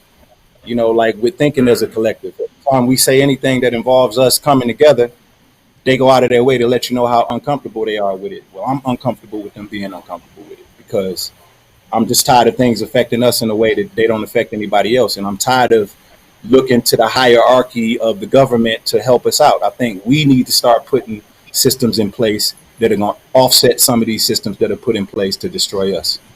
Royce, why you think it's spreading so fast in Detroit, bro? Like, why? Like, I don't really get it.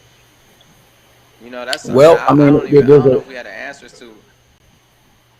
I think it's possibly a lack of information, but it's also how many people are marginalized. Like they put in certain areas, and like just the foods that are ready available to them. Like the high volumes of sugar and stuff that's in the foods, and all of these things that kind of break down the immune system. And this particular virus just seems like a virus that's specifically attacking that. You know what I mean? So, Period. you're talking about something that can lay dormant in your system for 2 weeks, the first 2 weeks, without you having any symptoms, but you can also spread it. And then when it's time to attack, it's attacking the weakest of us after we spread it all around. So it's really like really trippy. Yeah, it is. Yeah, part of the thing I think, in addition to self isolating, using the time well, we got to focus on our health. There've been Yes. sisters and brothers in the community. We call them hoteps and stuff, make fun of them. They try to get us to drink green drinks and stuff Yes. and juices. No, we don't want that. We want the Diet Coke. And we've been laughing at them and making fun of them, and they're the ones walking around healthy, and the rest of us are, getting taken out. We have to strengthen our own immune system. When it's a virus, your body has to fight it off. There's no drug that can do anything about it. And so your body has to be strong. We've got to make health as popular as wealth in order for us to be able to survive and to push forward. There are other voices that want to come in, and I want to make sure we hear from everybody.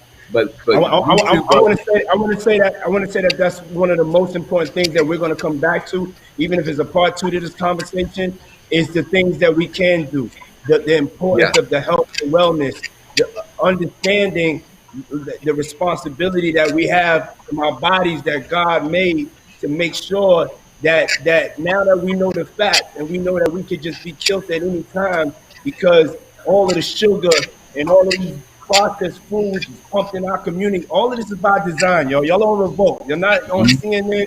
If it's a black-owned station, all this stuff was by design. It's not conspiracy theory. None of that, But we have to take responsibility.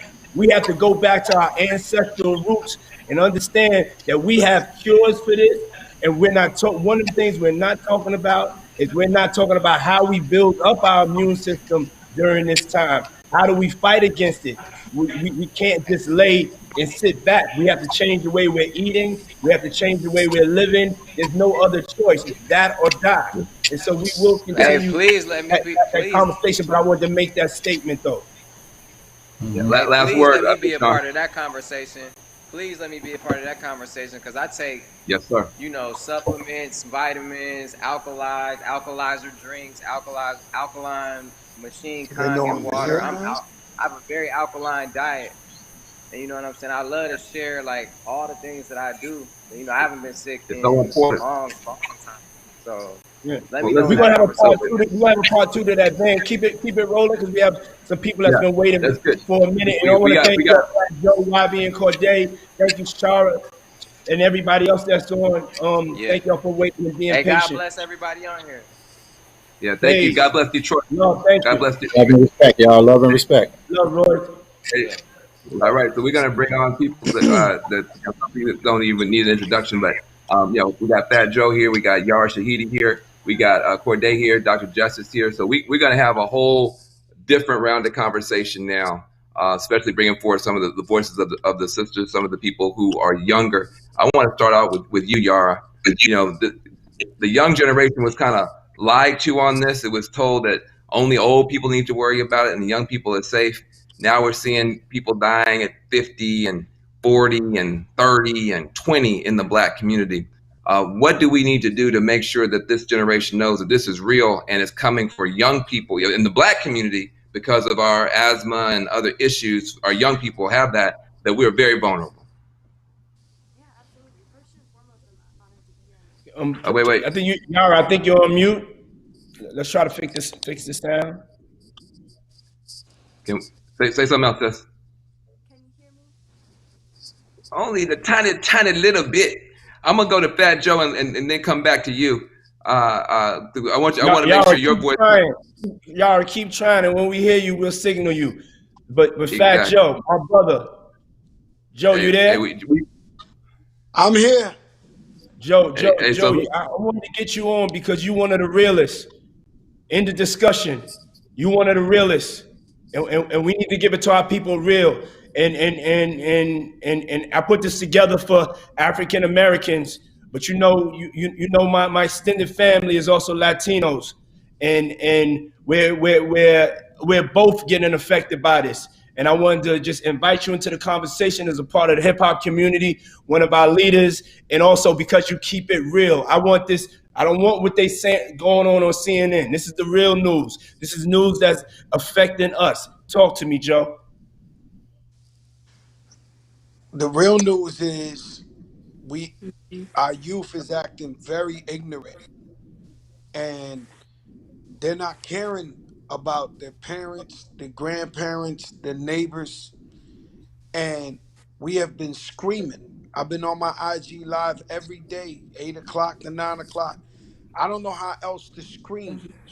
I don't know who could talk to the youth more because, when I'm calling my people in the Bronx and my brother got to go to the supermarket the one time in 3 weeks, they still hanging out in front of the building. They still passing the blunt.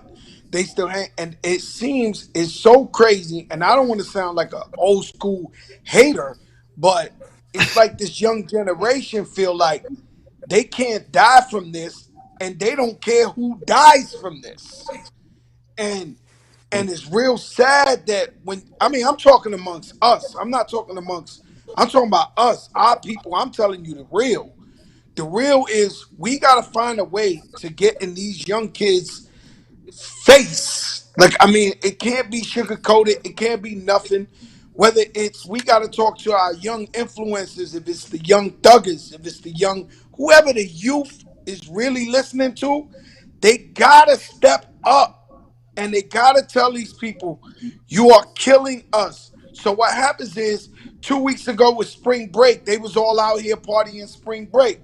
They went back home and they gave it to their parents and all that. Now 2 weeks later, we got the deadliest killings ever. On people dying. And then the thing is, what's a coincidence? What's the joke? The beginning it was black people couldn't catch it. Now black people and Latinos are dying the most. And the Yeah, joke that's right. is always on us. And Yeah. the biggest thing is people are dying like a light switch. Like a light switch. It's like Everything you ever lived for in your life, everything you ever accomplished, everything you ever went to is taken away from you in 2 days from this coronavirus. It's the strangest thing.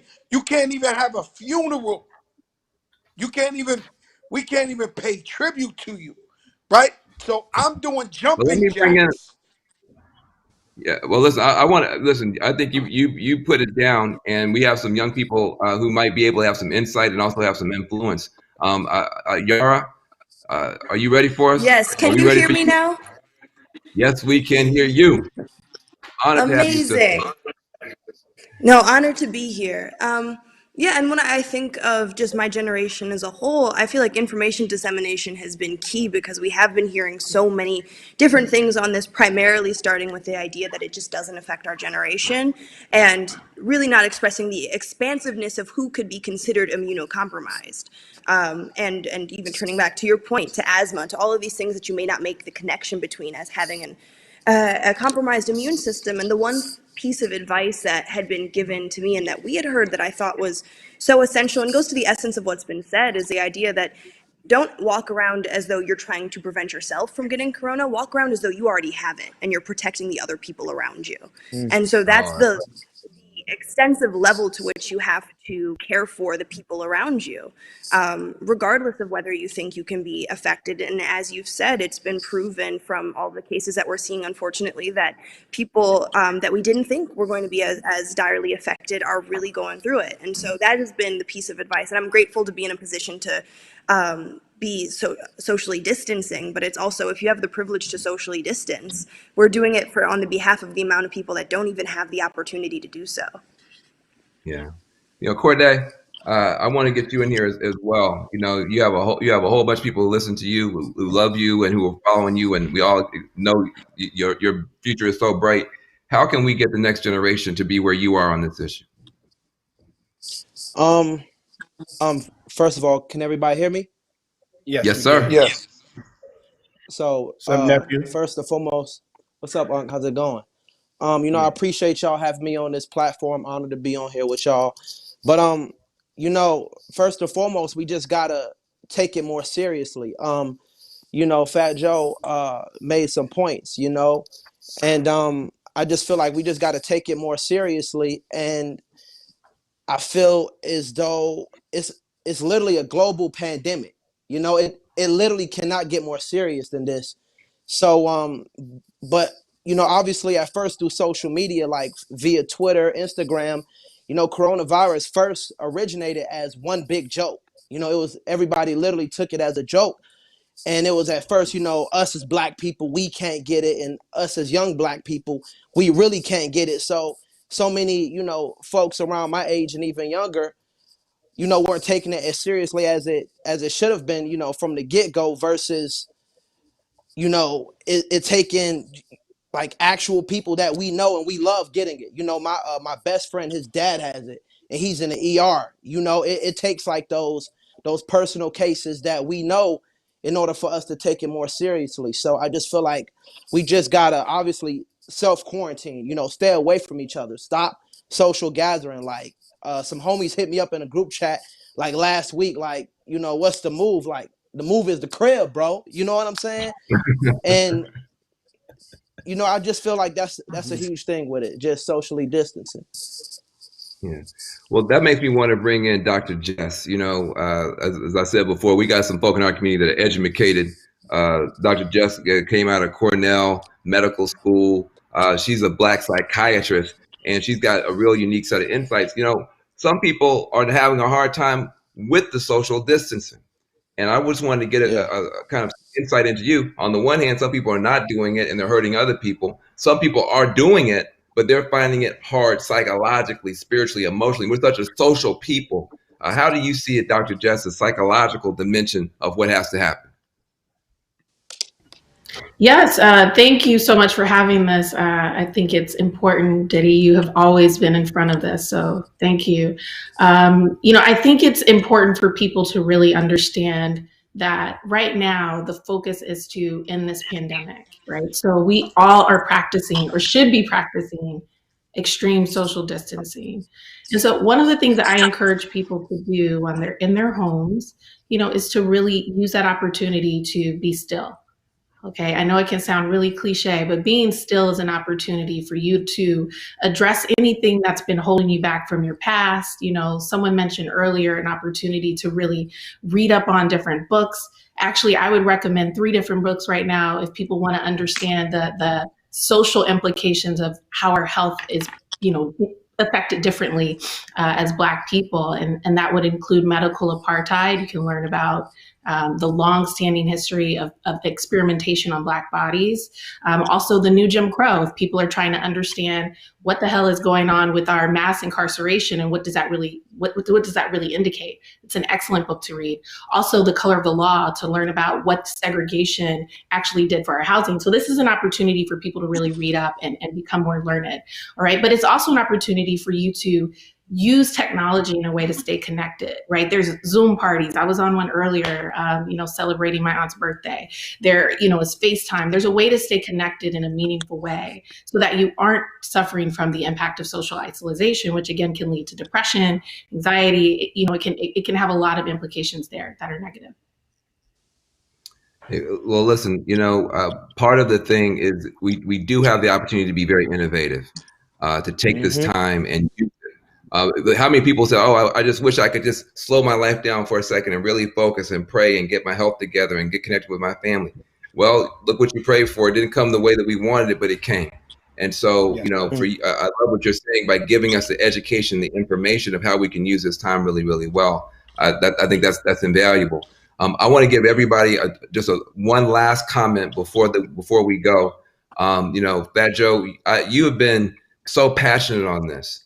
And you're somebody who generations of hip hop folks have just loved and admired. Why did you jump on this so early? A lot of people were sleeping on it. You were never sleeping on it. What made you understand from the beginning the danger of this? Man, I just knew that it was a serious thing, and I'm always watching. So I was watching what, I don't want to point the finger at nobody, but I was watching what it was doing in China, and I just knew it was going to come over here. And I was just wondering when was they going to, and then, they were saying it was a hoax. They were saying that it was this and that. And I just took it really, really serious. And because I'm pre-diabetic and they said the underlying illness, I turned around and said, yo, hold up. They ain't catching me out there. I ain't going to get caught slipping. So I've been in the crib. I've been in the house. My mother and father's quarantined. They can't leave the house.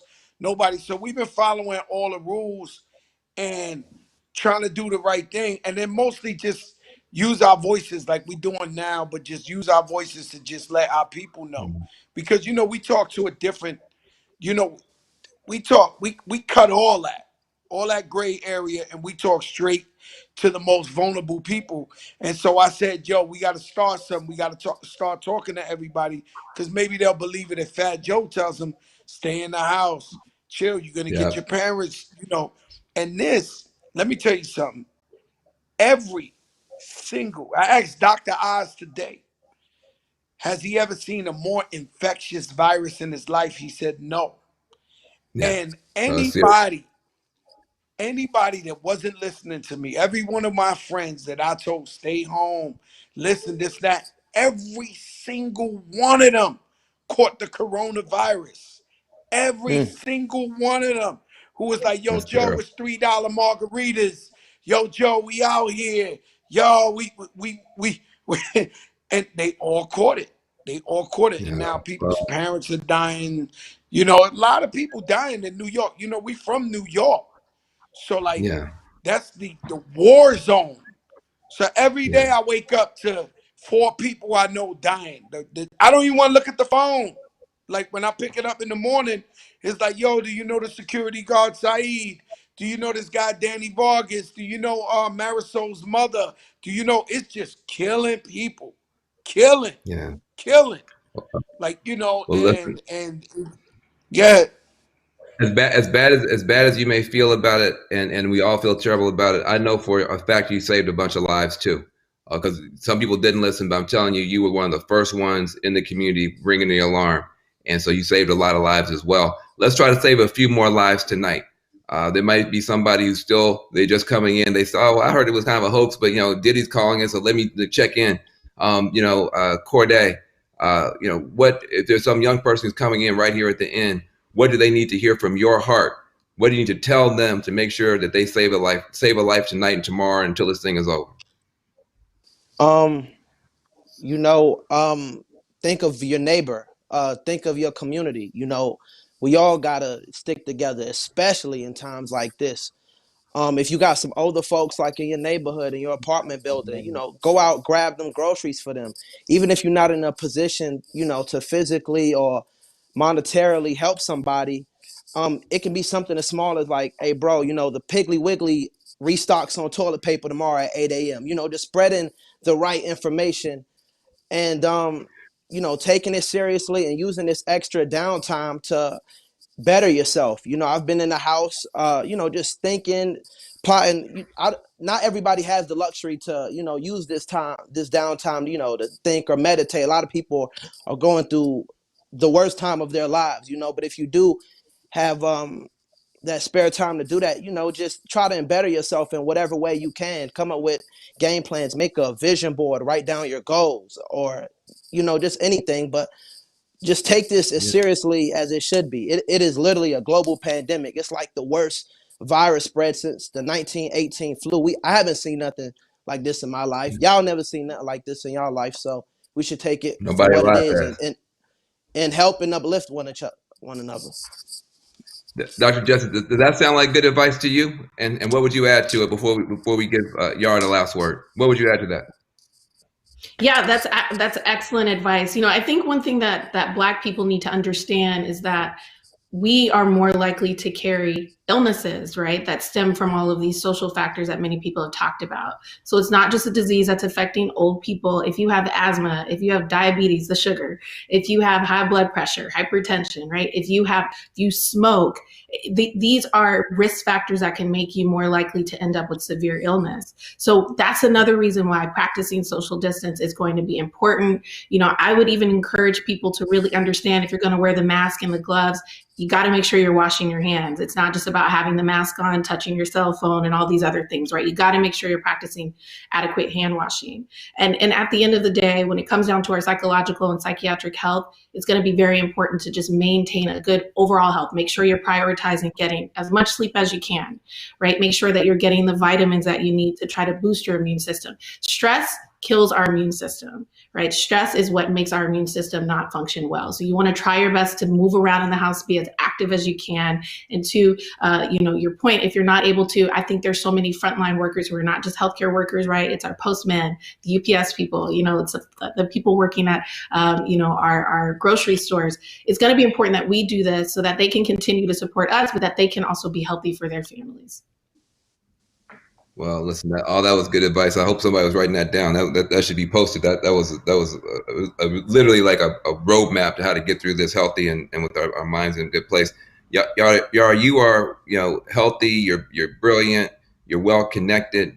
What advice do you have? There might be somebody sitting there saying, "Hey, it's easy for you guys, but I'm scared. I don't know what to do." What would you say to one of your peers who's just now really understanding tonight that this thing is real?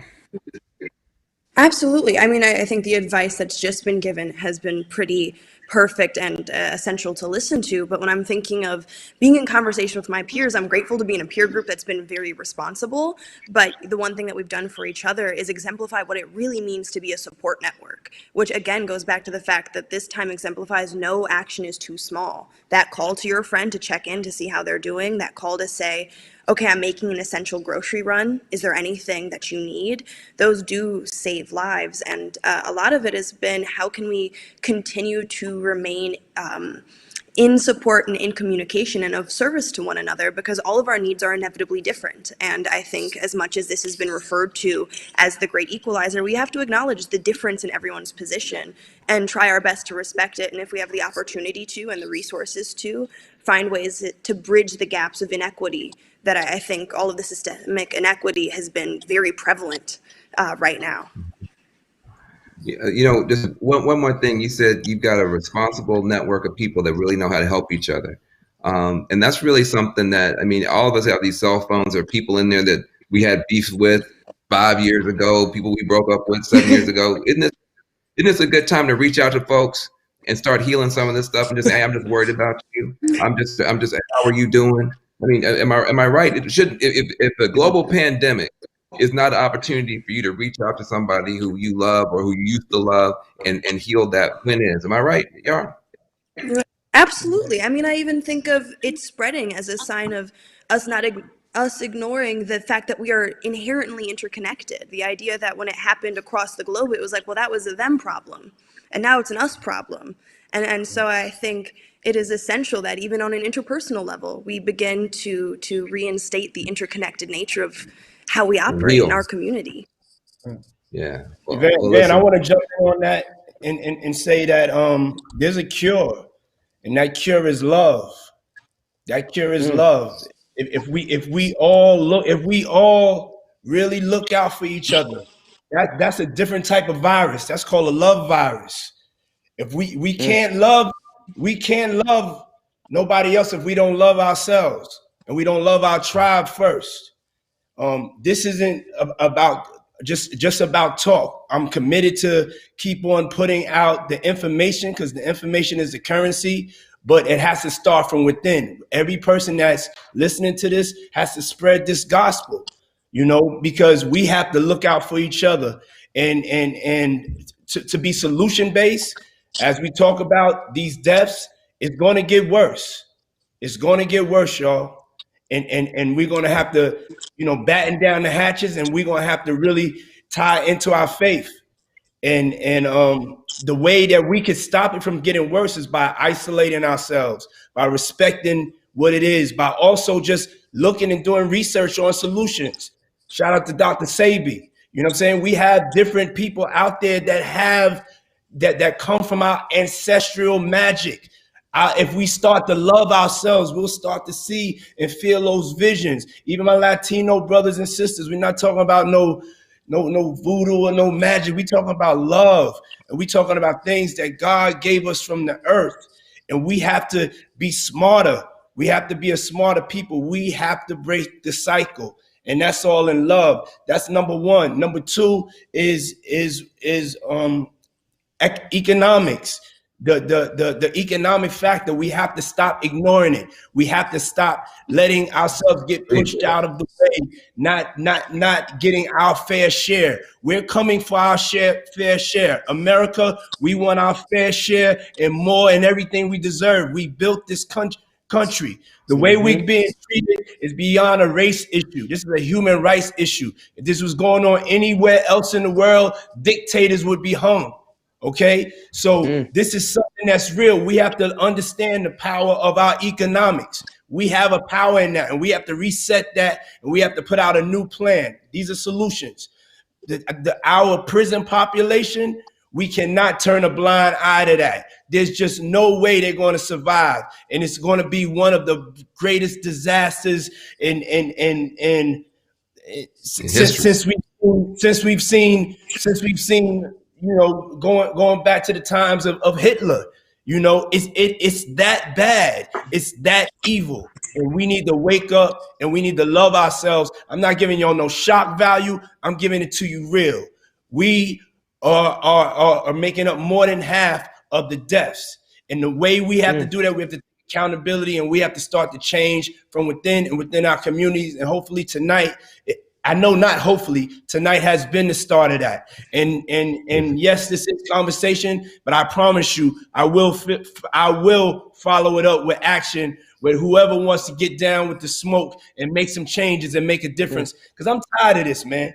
Enough is enough. And we could do all the talking, but let's get to the action. I just want to thank everybody for coming on. This is the first time I did this. And Van, I want to make sure I don't have no beef with CNN or Fox or anybody.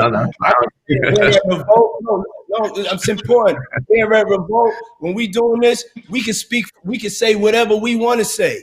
They're not going to unless they going to turn us off, and then we're going to figure out it. They're not going to turn me off though, because I paid to stay on. All right, and I'm a majority owner of this, and I'm proud to have given us this platform. And Van, I'm proud of you, Van, because if we didn't have no Van, we wouldn't even have no voice, period. You are our only voice, our trusted voice. You're not our only voice, but you're our main voice. You know what I'm saying? You have shows. You're in the trenches along with everybody that was out. So I want to give a shout out to Al and of course Godfather, who started the whole thing. Take it back to Malcolm X, Stokely Carmichael, James Baldwin. I want to say to my sister, I gotta just say to my sister Angela Rye, because it's been like, you know, just 2 years of me seeing her courage that has amped a lot of us up and made us more vocal. Charles Blow, he always has something great to say. Thank you for coming on tonight. Big Sean, Fat Joe, you always keep it real, my brother. Whatever it is that's going on with us as a people, you care. You always keep it real. ASAP Ferg. I got to give a shout out to New York. You know, New York, the strongest city in the world is getting hit the hardest. You know, just please pray for my city, pray for my state, pray for Jersey. Shout out to everybody. We're gonna be doing something on Sunday to be sending some resources to New York. Royce the 5'9", Killer Mike, Latoya Cantrell, Aaron Butro, Ariana Presley, Kamara Jones, Camilla Harris, AOC, Dr. Jess, Yara, YBN Corday, and everybody at Revolt. I love you guys, and I'm gonna let Van wrap it up. But thanks everybody, and we will follow up on this. God bless. Hey, I have nothing to add. Yes, sir. I have nothing to add. That we're just getting started. And listen, I've got a chance to spend time with Diddy. The passion and the love that this brother has for our survival, for our success, for our thriving, and our growth is unmatched. And we're just getting started. All right. Yeah. Love y'all. Peace. Blessings. I see y'all on the front line. Let's get it. Yes, sir. Hey everybody, it's good to be with you this evening. Sean, I want to thank you because you always have a way of convening and bringing folks together and using the